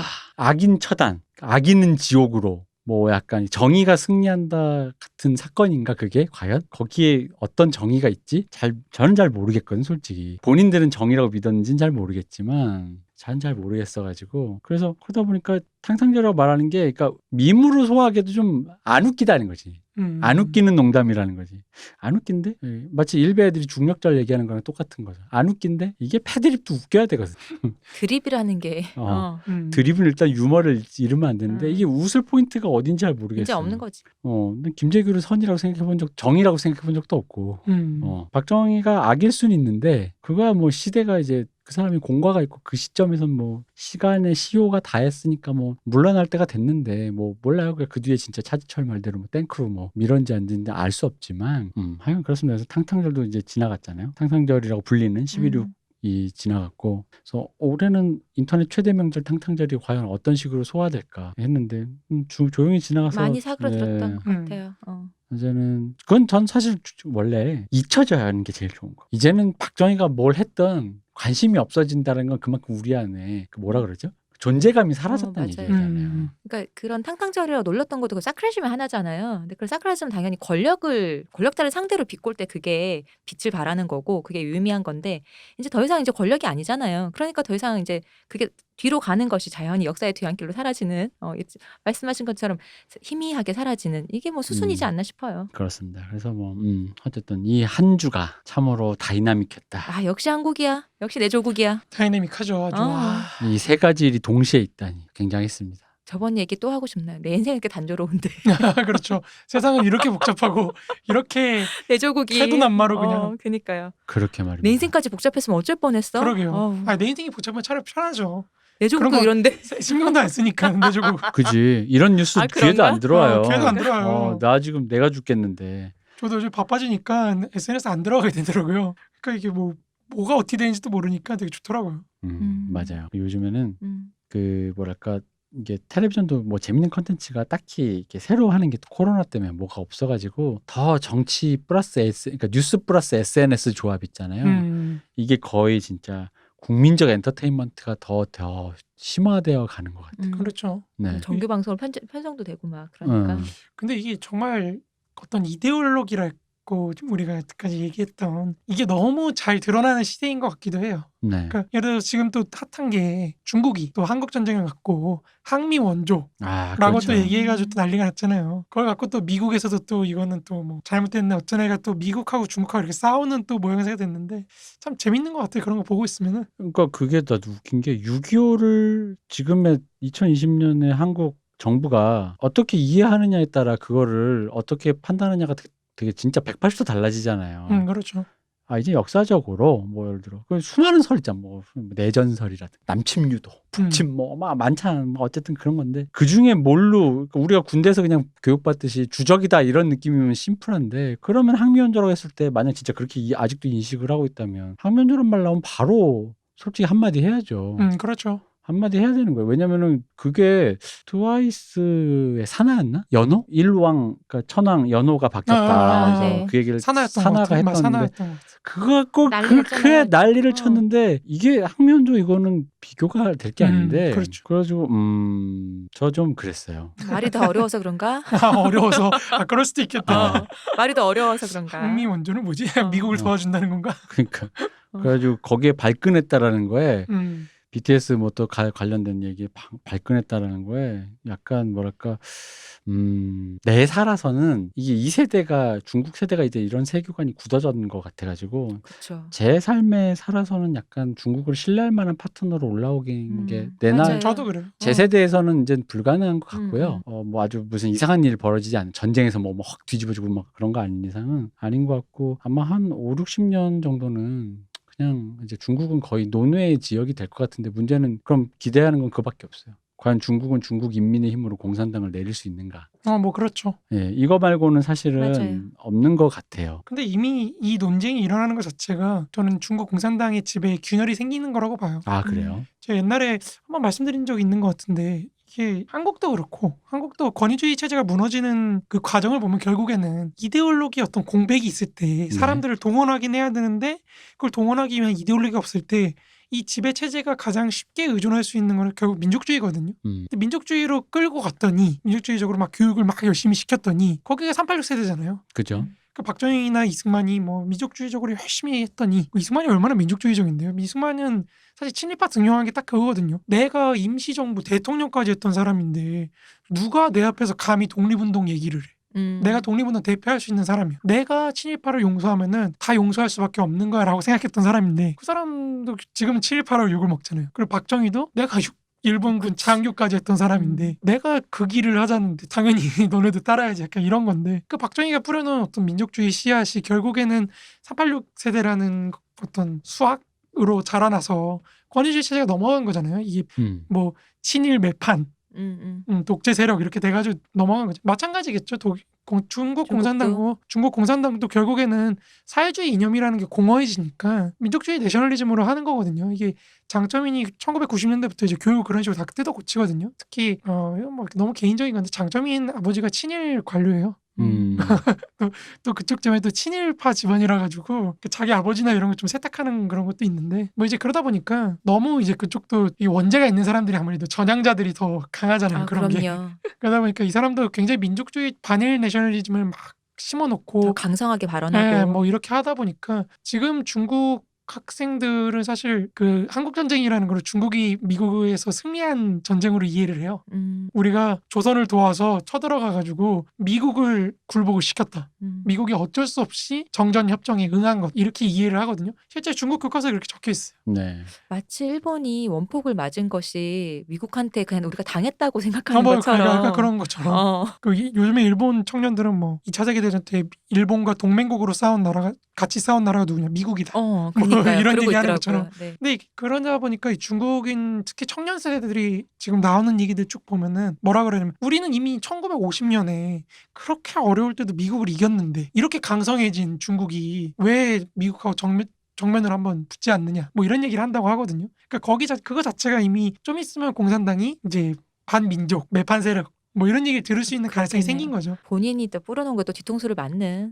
그렇죠. 저는 그런 의미에서 아마 이게 반일 내셔널리즘 혹은 반미 내셔널리즘 혹은 반서구 내셔널리즘이 점점 강해지면 강해질수록 중국이 통제하기 어려울 거라고 봐요. 노인네들 비켜 우리가 할게. 그렇죠. 되는 거죠. 그렇게 너네는 친일파야. 뭐 이런 식으로 나오기 시작하면 너네는 친미파야. 너네 사실 못하는 이유는 친미라서 그렇지. 그렇죠. 비켜 우리가 할게. 그렇죠. 이렇게. 마치 한국 정부가 옛날에 그렇죠. 근데 우리 한국의 어떤 박정희나 이승만 혹은 전두환 이런 사람들도 본인이라고 뭐 그 민족주의가 없었겠어요. 근데 박정희 같은 사람은 뭐 들이받고 그 김종필이 맨날 하는 얘기가 딱 그거잖아요. 그 뭐 내가 갔는데 미국의 존 F 케네디 동생이었던 로버트 케네디가 나 쳐다도 안 보고 다리 쫙 책상에 올려놓고 담배 이러고 피고 있더라. 그래서 내가 조선의 풍류를 보여주고 왔다. 나도 거기서 이제 짬밥 좀 먹으면 흉내를 하고 왔다. 뭐 이런 거 얘기하잖아요, 맨날.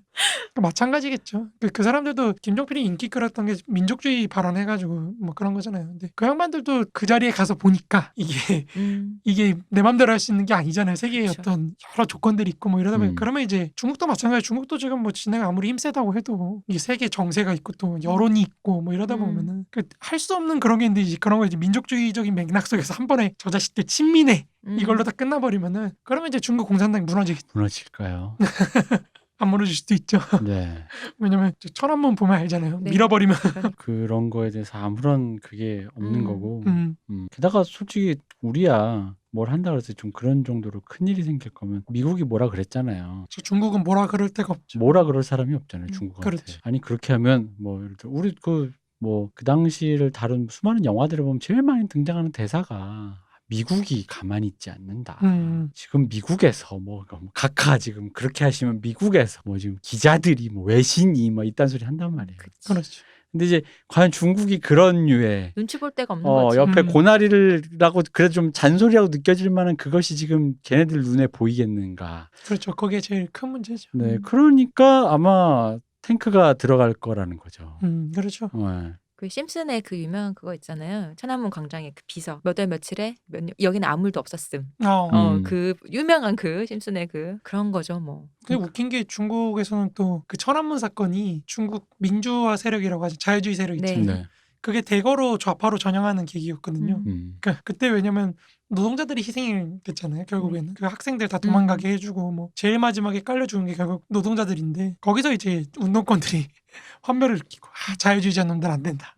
뭐 이러면서 좌파로 전향한 그 학자들이 되게 많은데 그러니까 그런 거 보면 아직 중국 공산당의 어떤 이데올로기성이랄까요? 그런 게 아직은 효과가 있는 거겠죠. 근데 저는 뭐 오래 못 갈 거라고 생각해요 개인적으로. 중국이라는 체제가 오래 가기에는 너무 폐쇄적이고 지금 이번 코로나 사태만 해도 결국에 터진 게 그 폐쇄성 때문이거든요. 그러니까 원래는 이미 작년 12월 말부터 올해 초 1월부터 벌써 홍콩 쪽에서는 코로나 바이러스 얘기가 쫙 퍼졌었거든요. 그 전에 벌써 11월 네. 막 이럴 때부터 얘기가 네, 맞아요. 있었잖아요. 이번에 뭐 우한에서 이미 바이러스가 터졌다, 무슨 이상한 바이러스가 있다더라, 뭐 이런 얘기가 많았는데 공산당이 그거를 계속 그 무슨 저 막아서. 홍콩 민주화 세력의 음모론이다 이런 식으로 몰고 음. 가서 막다가 터진 거거든요. 그러니까 원래는 저렇게 확산될 일도 아니었는데 그 우한에서 공산당이 전당대회 한다 사람들 다 모아놓고 뭐 이러다가 저렇게 퍼진 거고 대중적으로 퍼진 거고. 근데 지금도 뭐 정보 공개 안 하잖아요. 자기네들만 끝났다고 해버리니까. 그러니까 그런 거 보면은 이게 사람이 웃긴 게 남을 속이려다 보면 자기도 속거든요.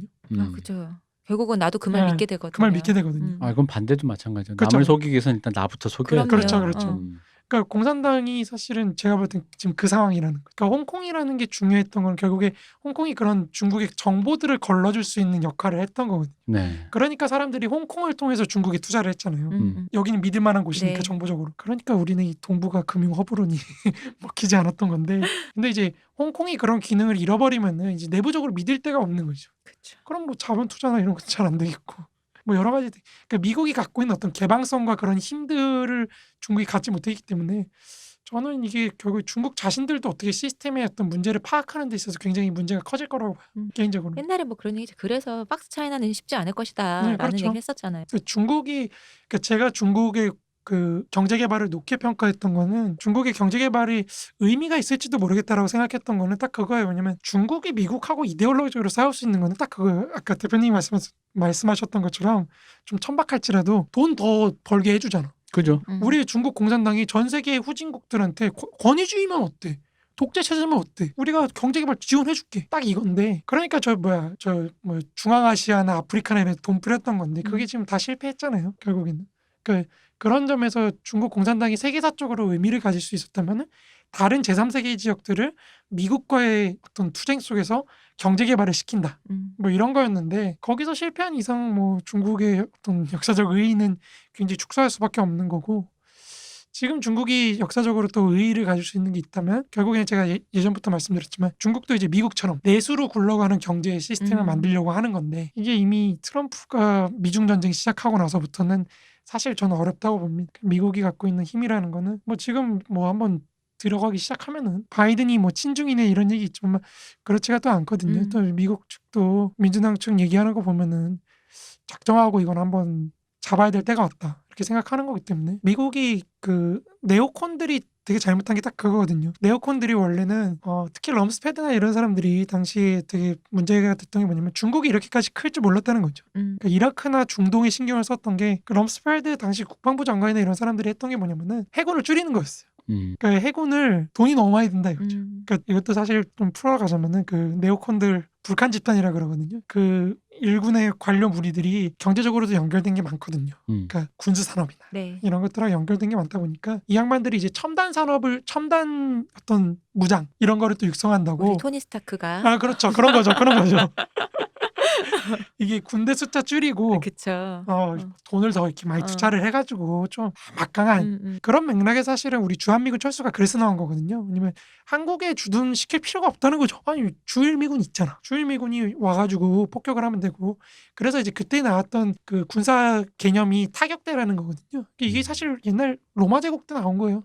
개념 자체가 로마 제국도 3세기 무렵에 군대 체제가 바뀌는 게 주둔군으로 했다가 비용이 많이 드니까 그쵸. 타격대로 이제 종신방어라 그러잖아요. 종신방어가 뭐냐면은 이제 특정 요소에 요새 같은 걸 세워놓고 네. 돌리는 거거든. 로테이션 시켜가면서 이제 하는 빠르게 기동성으로 제압을 하는 건데 세력권을 형성해가지고 쉽게 얘기하자면 미국이 그래서 이제 한국이라는 곳을 한국 주한미군을 이제 타격대로 쓰려고 많이 했던 건데 그래서 당시에 노무현 대통령한테 뭐 굉장히 한미 갈등이 심했다 뭐 이렇게 얘기를 하는 게 노무현 대통령 같은 분은 이제 생각하시는 게 어차피 쟤는 나갈 것 같고 지금 럼스펠드 말하는 거 보니까 나갈 것 같은데 그럼 우리가 일단 자주적으로 방어할 수 있는 시스템을 만들어야겠다는데 이제 우리나라 외교부하고 이제 뭐 저쪽하고 좀 달랐던 게 노무현 쪽하고 입장이 좀 달랐던 게 외무부 같은 쪽은 이제 일본과의 연합을 통해서 외무부나 이제 국방부나 이런 쪽 일본과 이제 연합을 통한 분업 체계를 통해서 일본은 어차피 해군이나 공군이 막강하니까 그쪽은 그쪽으로 하고 우리가 육군하고 이제 해군을 같이 병행해가지고 방어를 하자 뭐 이랬던 거고. 그 일본군이 반도를 다시 밟게 그렇죠. 바로 요 얘기죠. 그럴 순 없지. 뭐 이렇게 가는 거고. 근데 이제 럼스펠드가 그렇게 함대 그 어떤 투자를 줄여버리니까 미국의 어떤 군사력 자체가 지금 굉장히 많이 약해졌거든요. 그게 이제 연쇄 작용이 일어나면서 그쵸. 지금은 이제 중국이 함대 수나 이런 걸로 따지면 미국에 거의 한번 해볼 만한 육박하는? 한번 육박 정도는 아니지만 이제 미국의 큰 문제는 전체 숫자는 크지만 전 세계를 관리하잖아요. 아, 그쵸. 중국은 그 많은 거를 동아시아 한 구석에다 몰아넣을 수 있다는 음. 장점이 있잖아요. 그러니까 이게 달라지니까 미 제7함대 갖고는 도저히 게임이 안 되는 거죠. 그러니까 지금 문제가 되는 게 우리가 음속으로 날아가는 네. 미사일 시스템. 그걸 이제 한국이 뭐 개발한다 어쩐다 그래서 뭐 인터넷에 보면 뭐 한국이 뭐 핵무기를 못 만들게 했더니 뭐 핵무기급 무기를 만들었잖아요. 그거 빼고 다 만든다 뭐 이런 얘기. 뭐 그런 얘기를 하는데 그 웃기는 소리고 사실은 이미 러시아는 그걸 시점 배치했다고 뭐 작년에 푸틴이 얘기했고 그게 사실 우리는 낄 때가 아니고 이제 미국이 중국의 어떤 핵시설을 무력화시킬 수 있냐 없냐 그게 문제가 되는 거고 이제 중국 입장에서는 미국의 저 항공모함 그거를 침몰을 시킬 수 있느냐 없느냐가 문제가 되는 거고 특히나 MD 체계라고 하잖아요. 그 미사일 방어 시스템 그걸 어떻게 무력화를 시킬 것인가 그 문제가 이제 들어가서 그러는 거고 거기서 이제 한국은 이제 걱정 마세요. 북극성 시옷이 있잖아요. 그렇죠. 북극성 시옷이 있죠. 우리한테는 최종병기 그녀? 이제 뭐 그런 게 있는 건데 이제 한국의 입장은 계속 그런 거죠. 우리가 한국 전쟁 그 얘기하고 연결시켜 가자면 한국의 입장은 이미 80년대 90년대부터 꾸준했어요. 우리 한국은 박쥐죠. 내 경제적 이득은 계속 보고 싶. 근데 정치적으로 내가 미국하고 이렇게 같이 가는 건 좀 그런데 그러면 이제 핑계를 대는 게 북한이죠. 그쵸. 내 집에 미친 동생이 있어서 쟤를 냅두고 내가 몇 시간 나갈 수가 없어요. 그쵸. 이거 좀 돌봐야 되는 가족이 있습니다. 봐주십시오. 그러면 이제 중국이 옆에서 얘기하는 그런 것 치고는 너무 니네 무장을 저기 동아시아 최대 미군 저희 집에 기지와 안전시설이 필요해요. 미친 동생 때문에 그렇다니까. 그러니까요. 전문가가 필요해요. 그러니까 이런 건데 근데 이걸 언제까지 할 수 있을지는 전 잘 모르겠지만 이제 한국의 전략은 딱 그거죠. 다행히 계속 3대 세습을 해주셔서. 그렇죠. 3대 세습을 해주셔서 저쪽이 바뀌었으면 이제 못하는 건데 곧 옵니다. 이제 그 계몽군주가 그렇죠. 개몽군주께서 나라를 한번 계몽의 길로 이끌어서 이제 좋은 길로 가려고 지금 하는 거 아니에요? 아직 집 앞에 택배가 안 왔습니다. 그렇죠. 네.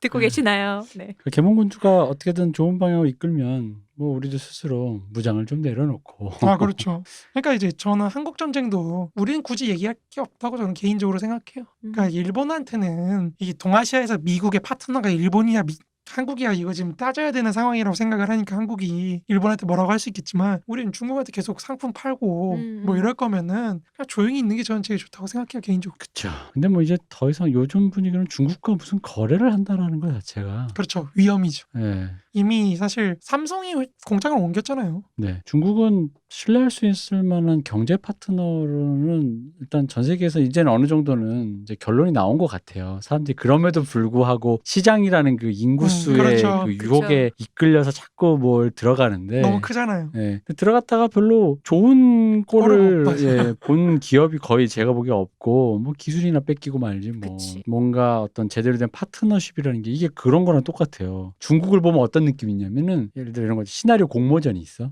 내 시나리오 뺏길까봐 평생 공모전에 못 내는 기분 같다고 해야 될까? 그렇죠.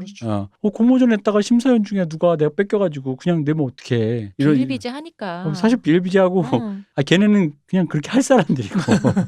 하면 어떻게가 아니라 할 건데 이번 공모전 할 건지 다음 공모전 할 건지를 모르니 그렇죠. 일단 내보자라는 시기였던 거죠. 이게 진짜 문화가 모르겠어요. 제가 그 문화 위주로 소비를 했던 사람 평생을 그렇게 살다 보니까 그런 건지 모르겠는데 문화가 확실히 커요. 이게 선망하는 문화가 있으면 그게 굉장히 호감이 생기거든요. 그렇죠. 그 나라에도 호감이 생기죠. 근데 중국 진짜 제가 최근에 중드 뭐 중국 소설 이런 거 중국에도 좋은 거 많고 그런데 솔직히 말하면 그 옛날 그 장애모라든가 첸카이거라든가 그런 태양별이 붉은 수수바 홍등 막 이런 게 터져 나오던 시기에 중국의 예술 세계를 생각을 해보면은 거의 전무하다고 봐요.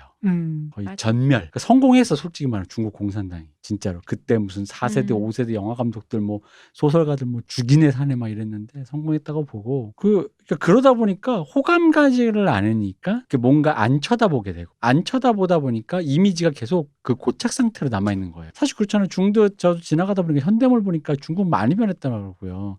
생각은 모르겠고 그냥 어떤 외모라든가 하고 다닌 입성이라든가 또 그것도 어떤 세계관 자체도 많이 변했는데 걔네들도 현대화 됐고 자본주의화가 됐으니까 관심도 없고 그러니까 이게 굉장히 큰 거죠. 왜냐면은 2차 대전 이후에 유럽 지식인들의 가장 큰 고민 중에 하나가 미국 문화였거든요. 그 유명한 빈 벤더스 감독이 난 독일 네오리얼리즘 독일의 영화의 뉴 웨이브를 이끄는 사람인데도 불구하고 나의 근원이 미국 팝뮤직이라는 거. 그러니까 자기가 영화를 만드는데 왠지 자기 영화에 독일 말로 된 노래 까는 것보다 팝송 깔면 간지 난다가 이게 결국 그 고민인 거예요. 왜 간지가 나게 느껴지지라는 거지. 그건 이제 그 미국을 제외한 모든 나라가 2차 대전 이후에 겪었던 그 고민이거든요. 왜 내가 드라마 만들었는데 OST로 뒤에 엔딩 탁 흐를 때 아름다운 순간 가요보다 팝송이 나오는 게 더 뽀대나는 거야. 근데 어느 순간 요즘 생각이 바뀌었잖아요. 그렇죠. 이제 K-팝이지. 가요 나오는 게 좋아. 뭐 나쁘지 이제 않아. K-팝이지. 그렇죠. K-팝이죠. 오히려 팝송 나면 승질내. 뭐야 뭐 알지도 못한 노래들. 약간 이런 것도 있고. 그러니까 그런 시대가 됐는데 K-팝이라는 게 단순히 뭐 우리나라가 뭐 수출 자리 좋다 이게 아니라 결국 그 문화 중국도 배알 뒤틀리는 게 그거잖아요. 그럼요. 뭔가 사람들이 한국은 내가 되게 그렇게 봤는데 한국에 대해서 알고 싶어 하고 호의로 접근하는데 중국은 왜 알고 싶어 하고 호의로 접근하는 사람들이 없고 자기를 팰라 그러잖아요, 자꾸. 중국 입장에서는 저는 그렇게 생각한다고 생각해요. 왜 저희들은 호의로 너 왜 예를 들어 시옷한테는 잘해줘. 나한테는 시비만 털면서 이런 기분인 거지. 근데 시옷 맨날 국성 시옷이잖아요. 작은 곤자리에서 가장 빛나는 별. 미국까지 날아간다고. 맞아. 미국까지 날아가. 북남조선 인민의 별. 아, 그렇죠. 어우, 이 자식들 장명 진짜. 그러니까 이게 안 되는 거야, 얘들도. 문화가. 나 자꾸 김정은 짤 생각나가지고. 이거 있잖아. 문화가 뒤처졌어. 이게. 왜 안 하려면 듣는다는 거는 선진국 아닙니까? 계몽군주가 고민이 깊으시다 정도에서 끝나야지. 그것 때문에 문화가 높다라고 얘기할 수는 없는 거죠. 계몽군주의 고민이 깊다. 고민이 깊다. 뭐 그런 거죠. 세련된 나만의 팟캐스트를 좀 들어보니 조금 정신이 차려지더라. 갓나 쉐기. 안 되겠고 바로 그냥 청와대 넘어서 청와대가 우리 넘어서 공비가 근데 지나쳐. 망원동으로. 우리 죽이려고. 청와대는 관심 없어 이러면서. 볼 일 없어 이러면서. 길 비켜주시죠. 망원동에 갓나 새끼. 김신조가 했던 말이 생각나. 목 타러 왔다고. 맞아. 망원동 갓나 새끼. 뭐 약간 이런 느낌이어가지고. 뭐 언제 목요일? 이러면서. 근데 진짜로 요즘에 저는 사실 그렇게까지 체감하는 건 아니지만 어쨌든 외국에서의 그 K-팝이나 한국 영화나 드라마의 그 그럼요. 느낌 때문에 문화적으로 그 호감 흔히 말하는 호감이 있잖아요. 요즘 호감이 전 생기는 세계적으로 프랑스어 배운 사람보다 한국어 배운 사람 더 많다며. 네. 맞아. 뭐 지금 아르메니아 거기 그러니까. 전쟁 뭐 지금 그거 다 한국말로 지금 그러니까요. 나오니까. 맞아요. 그러니까. 맞아요. 그건 되게 충격이었어. 그러니까 결국은 이제 결국 경제력 다음에 올 수 있는 게 그거거든요. 그쵸, 사람 문화죠. 왜냐면 문화는 사람을 자의적으로 움직이게 만들어요. 무슨 얘기냐? 레코드샵 갔는데 팝송, 샹송, 뭐 이태리 깐소네 이렇게 있을 때 내 몸을 팝송으로 가게 한다 이거지. 그치. 빌보드 차트 곡을 굳이 내가 샹송. 근데 우리 윗세대만 해도 그런 거 했어요. 그래도 야 좀 이거 샹송이지. 깐소네지. 깐소네 막 이런 거. 근데 요즘 누가 그런 얘기해. 샹송 뭔지도 모를 텐데 요즘 친구들은. 샹송 깐소네랑 언어를 모를걸요? 그냥 요즘 팝송이지. 요즘 젊은이들은 모르지. 유럽 팝송 뭐 약간 이런 느낌인 거지. 그치. 그러니까 이제 문화라는 게 그렇게 무섭다 보니까 저는 그래서 중국이 무서운 거예요. 왜냐면 그러니까 중국이 뭐 그래가지고 문세님 말씀하신 것처럼 공산당 끌어내리고 이게 올라갔다 그래도 이게 결국 문화가 없으니까 이게 호감되는 문화 그리고 걔네의 지향성이라는 게 예를 들어 우리는 솔직히 말하면 한국인이 장점이자 단점이었던 게 서구 지향성이었거든요. 그렇죠. 솔직히 민족 예술, 민족 문학 이런 거 하려는 것도 결국은 후지다는 거거든요. 그러니까 애초에 민족 예술했던 것도 원래는 이제 변질돼서 우리만의 것을 뭐 계승하자 이런 거 있지만 사실은 그게 아니라 우리가 아무것도 없었던 거야. 기틀이 없어서 미국 애들은 예를 들어 유럽 애들은 유럽 애들의 어떤 틀이 있고 미국은 틀이 있다면 우리 민족의 틀이라는 걸 세워보자라는 의미의 그쵸. 민족 예술이었던 거지. 무슨 전통을 계승하고 뭐 무슨 뭐 이런 맥락은 좀 더 나중 얘기인 거예요. 그러니까 이게 백낙청 씨 옛날 평론 제목이 그 민족문학과 세계문학이잖아요. 음. 네. 그러니까 세계문학을 전제로 해서 그럼 어떻게 우리가 지금 이 음. 상황에서 세계성을 갖출 수 있는가 그죠. 그런 얘기잖아요. 글로벌 스탠다드를 세우자는 거였지 네. 백낙청 씨의 그 말을 읽지 않은 사람들이 오해하면 뭐냐면 그렇죠. 민족주의 뭐 이렇게 폐쇄적이고 폐쇄적인 민족주의를 계승해서 이렇게 막 한글도 그러했습니다 이렇게 쓰면 안 되고 아니 없어 이런 걸 다 계승해가지고 아래아 찍고 어. 만연체와 저기 뭐야 그 뭐죠 이게 구어체가 아닌 이런 거를 다 계승해서 이렇게 시조와 고려가 그렇게 오해한다고. 근데 그게 아니거든요. 비루봉 샹샹도 해서 맞아요. 아이 웃긴다. 그러니까 아 오랜만이다. 그런 의미에서의 그 지향성이 저는 보면은 중국 사람들이 뭐 전 잘 몰라요. 근데 제가 그냥 지나치면서 본 느낌은 굉장히 서구 지향성이 아니라 맞아요. 아, 맞아요. 중화. 중화하잖아요. 그러니까 그걸 다 내 걸로 만들려는 어떤 맞아요. 그런 아니면은 잘라버리는 거. 꺼져 나한테 이렇게 뭐 안 할 거면 꺼져라는. 흡수되든지 아니든지 어. 하는. 그러니까 그러다 보니까 과연 이게 글로벌 스탠다드로서 걔들이 기능할 만한 문화를 만들 수 있느냐. 옛날이야 이제 됐죠. 그 한자 문화권의 그 거대한 글로벌 스탠다드가라는 게 있는데 이제 과연 물론 이제 세상은 모르니까 한국도 나 이럴 줄 몰랐으니까. 그치 맞아. 세상은 이렇게 모르니까. 단기간에 우리가. 그렇지. 왜냐면 나도 장애모를 좋아했던 내가 불과 20-30년 만에 중국 그치. 영화도 별로 보고 싶지 않아라는 거 될 줄은 몰랐어요. 중국은 그때만 해도 장애모 나오고 첸카이거 나올 때만 해도 역시 중국 대국이야. 이 예술적 깊이가 달라. 진짜 그렇게 생각했어요. 돈이 없어도 네. 그렇게 역시 픽박받으면서도. 천재야. 음. 장난 아니야. 이런 사람이 나온다라는 것 자체가 라는 생각했는데 그 장애모가 이제 영웅 찍을 때부터 약간 이게 미쳤다. 천하. 이게 뇌일혈? 막 약간 이런 느낌. 약간 그런 느낌이었다가 그런 거 되는 걸 보면은 또 모르긴 하겠죠. 근데 결국 위대한 문화라는 건 자기 비판과 그럼에도 불구하고 유연한 수용이 동시에 가는 되게 불가해한 그런 게 굉장히 유연하게 이루어져야 가능한 건데 그 중국이 일단 그 유연함이 없어진 상태에서 이걸 몇십 년 만에 극복해낼지가 관건인 것 같아요. 뭐 돈이야 뭐 돈 걔는 많이 벌었으니까. 네. 그러니까 이게 근대화 자체가 일본은 굉장히 열심히 모방을 하잖아요. 네. 서구 거를. 그러니까 일본 저 개인적으로 사실 동아시아 특히 한자 문화권 학자들은 일본한테 감사해야 된다고 생각해요. 그 수많은 개념어들을 맥락을 하나하나 다 조사해가지고 그렇게 번역을 한다는 게 엄청 어려운 일이거든요. 그러니까 그런 지적 기반이 있으니까 우리가 빨리 근대화를 할 수 있었던 건데 문제는 한국은 이제 그 모방이 갖고 있는 어떤 모방을 하려면 잘 알아야 되잖아요. 그거는 맥락에 딱 속아갖고 일본이 한 거 이렇게 쓱 보고 표절을 해가지고 이렇게 오는 빨리빨리 하는 그런 근대화였다고 한다면 중국의 근대화를 가장 잘 보여주는 게 그 중의학, 중국 한의학 있잖아요. 네네. 그게 그거거든요. 그러니까 한국은 한의학과 이걸 완전히 분리를 시키잖아요. 아예. 네, 의학을. 근데 중국 중의학은요, 아예 처음부터 서양 의학하고 대결하면서 컸거든요. 그러니까 그 중의학이 노벨상 받은 게 자기네 거를 어떻게든지 서구 수준으로 학문적으로 뭔가 해보려고 하다 보니까 그쵸. 이렇게 그러니까 약간 저항근대화라고 해야 될까? 그죠. 네. 그 문화도 그런 식이라는 네, 약간 거죠. 그런 식이라는 거죠. 그러니까 이 사람들은 어떤 뭔가 배우고 이런 게 아니고 지금도 학자들 보면은 중국 학자들이 고전을 그렇게 많이 읽어요.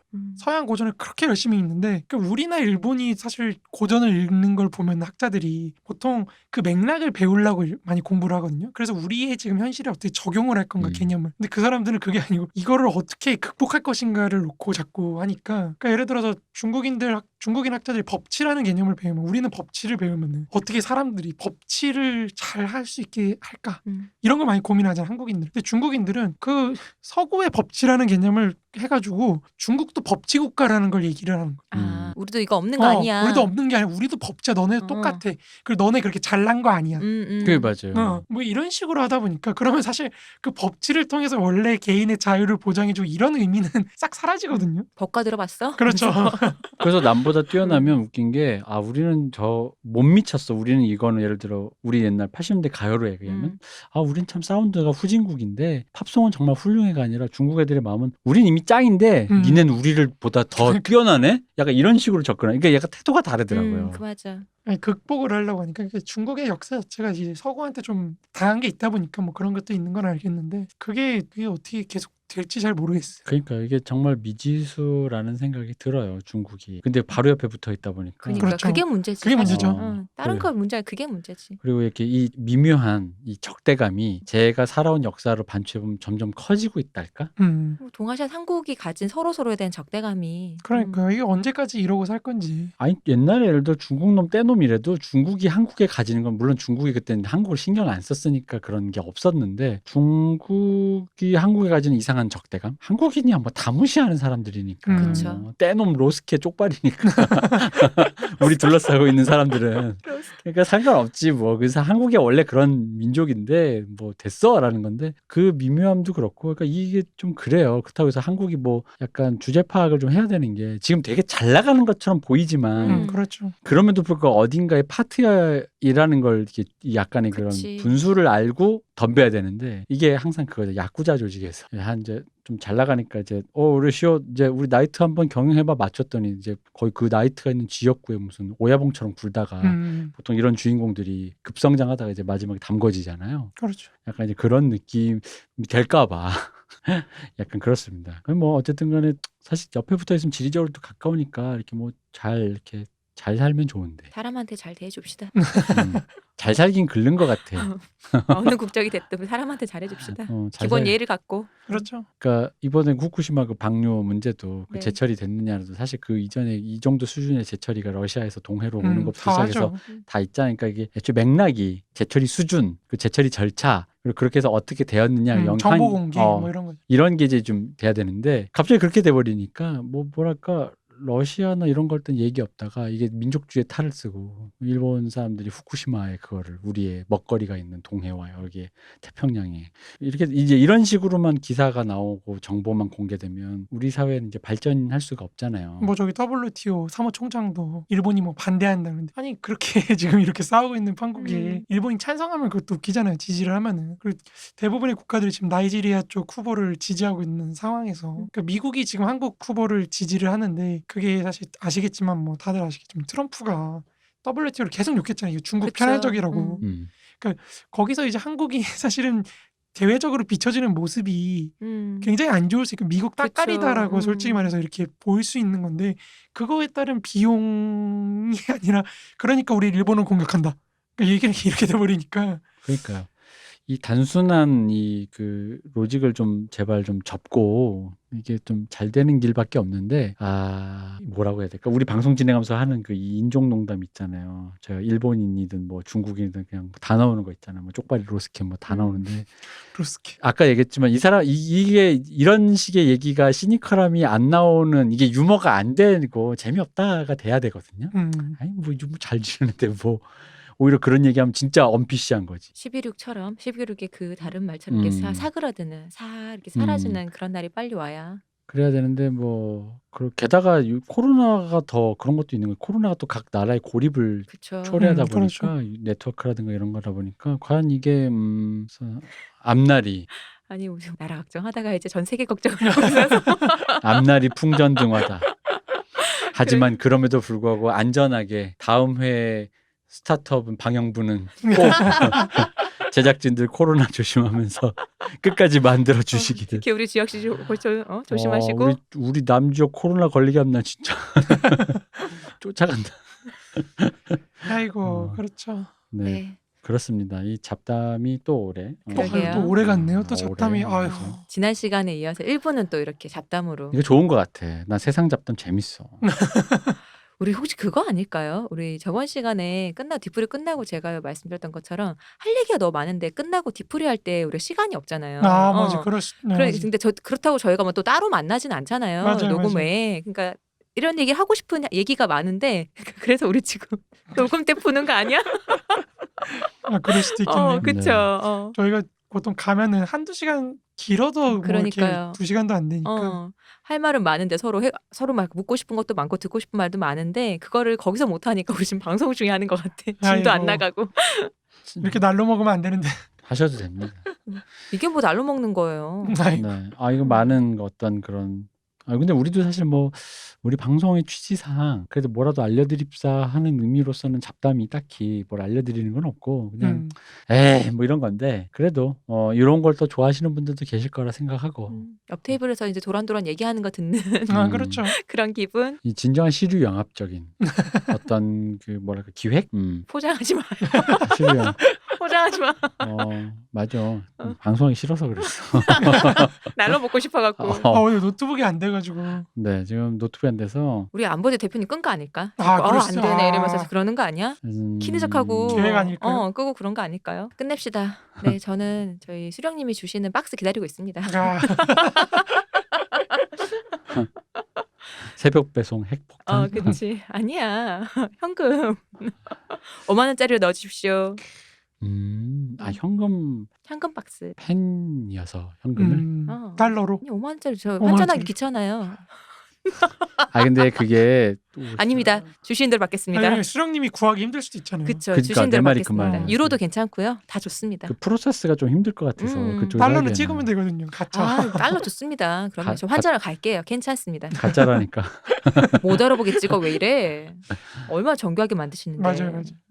조선인의 손기술을 네. 어쨌든 그 북한에서도 많은 청취 부탁드리고. 네. 저희 북에 계신 동포 여러분들. 네. 네. 중국 분들도 이 그 황금 방패의 그 검색에 우리 천안문이나 이런 얘기 좀 했으니까 우린 빼박이겠죠? 우리 옛날부터 빼박이라 그랬잖아. 어, 중국 욕한다면서. 그렇죠. 아니 중국을 욕하는 건 아니고 이제 중국 공산당을 욕하는 거죠. 그렇게 들어가면 더 문제가 있을 것 같은데요. 그런가요? 네. 더 직접적인가요? 네. 중국인들에게 그 말을 받고 중국인들이 들었을 때 더 모욕적인 말로 비유를 해주자면 이것은 마치 2차 대전에 참전한 일본에게 일본을 비판하는 게 아니라 천황을 비판한다라고 말하는 것과 똑같다라는. 근데 중국을 비유하면서 일본 비유했으니까 나는 뭐다? 일타쌍피. 한 번에 근데 이게 나중에 저희가 방송에서 다룰 주제가 될 수도 있어요. 그렇죠. 왜 그러냐면 이게 일본인들의 어떤 마인드에서 특히 전후 역사학에서 그 전후 역사학의 실패가 사실은 지금 일본의 우경화를 낳은 원인 중에 하나인 건데 이 전후 역사학에서 가장 중요한 문제가 민중의 책임을 어디까지 할 것인가. 요게 가장 큰 문제거든요. 그러니까 왜 그러면 미국이라는 나라의 어떤 이데올로기가 결국 근대화론이잖아요. 네. 아니 뭐 근대화 되면 좋은 거 아니야? 경제 성장하고 그럼 좋은 거 아니야? 라고 하는 게 이제 일본과 한국의 그 근대화론이 수입이 되는 건데 죄송합니다. 제가 너무 늦었는데 바로 수입이 되는데 이거에 진보 좌파 쪽이 어떻게 대응할 것인가를 놓고 굉장히 많은 마르크스주의자들끼리 어떤 논쟁이 있는 거거든요. 그게 한국식으로 얘기하자면 박현채. 네. 박현채라든지 민족경제론이라든지 백낙정 씨라든지 뭐 강만길 씨라든지 뭐 이런 분들의 어떤 민족주의 담론 이런 게 있는 거고 일본에서는 전후 역사학이 그런 역할을 했던 건데 이 전후 역사학이 이제 거기서 실패를 하는 거죠.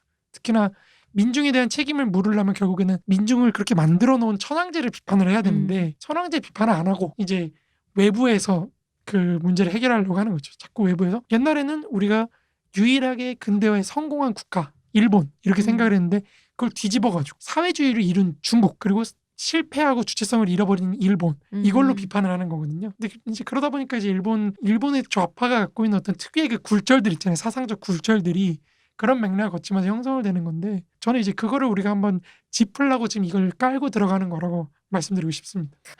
네. 너무 먼 일단 얘기네요. 이게 끝나야. 네. 빨리 2부로 저희가 돌아와서 빨리 끝내겠습니다. 그렇죠. 알겠습니다. 어쨌든 일본 얘기는 우리가 이제 전후사에서 굉장히 중요한 그거라서 그렇죠. 러시아 찍고 중국 찍고 일본까지 가는 그 일본의 특히 그 패망 이후의 전쟁 책임까지 가는 거기 진짜 재밌는 얘기 많아요. 그럼요. 거기 그래서 영화적으로도 재밌고 재밌는 영화 그 시대를 다룬 그쵸. 또 영화 그 시대에 나온 영화 감독이라든지 네, 그들의 세계관 이런 거 어쨌든 간에 그 시대의 글로벌 스탠다드를 아시아에서 가장 먼저 이룬 나라이기 때문에 그 한번 볼만해요. 그렇죠. 네, 그걸 한번 우리가 한번 쫓아갈 일이 있겠죠? 네, 있으리라고 봅니다. 아니 뭐 왜냐면 하고는 싶은데 이게 일본 얘기 너무 많이 하면 그래서 또 우리 대표님이 좋아하시는 일본 아닙니까? 그렇죠. 친일. 그럼요. 그럼요. 이 대표의 일본 사랑. 유구하다. 유구하다. 그럼요. 나의 윤영기는 돌아와요. 바쳤다 일본에. 일본 만화가 다 바쳤다. 그렇죠. 나는 그래도 로버트파는 아니었다. 요술공주파였다. 저는 에반게리온 팝니다. 에반게리온 그러면 애들이나 뭐. 네. 민키가 최고지. 아 민키가 최고죠. 그 민키 최고고 민키 밑으로 이제 샛별공주라든가 처음 들어봐요. 크리미맘이라든가 우리나라 제목으로 그 세롬이 뭐 많아요. 새롬이 많지만 그래도 역시 그 시작과 알파와 이제 오메가였던 저에게 건강한 여성상을 심어줬던 민키. 아 민키. 예, 민키를 잊지 못하고. 민키 죽지 않았던가요? 네. 마지막 화에서? 아니야, 민키는 죽지 않아 다시 태어나니까. 누가 맞아. 죽었다 그래? 이것도 좀 크리피해. 다시 태어나서 크리피해. 민키는 죽지 않아. 누구야? 네, 알겠습니다. 네. 잘 알겠습니다. 오늘도 이 잡담내지 여담 방송 잘 아, 들었습니다. 그러게요. 즐거웠어요. 아유 즐거우셨어야 되는데. 아니에요. 뭐 들으신 분들도 즐거우시라 생각하고요. 네네. 문세민 얘기는 항상 즐겁죠. 젊은이와의 아유, 대화는 감사합니다. 늘 좋습니다.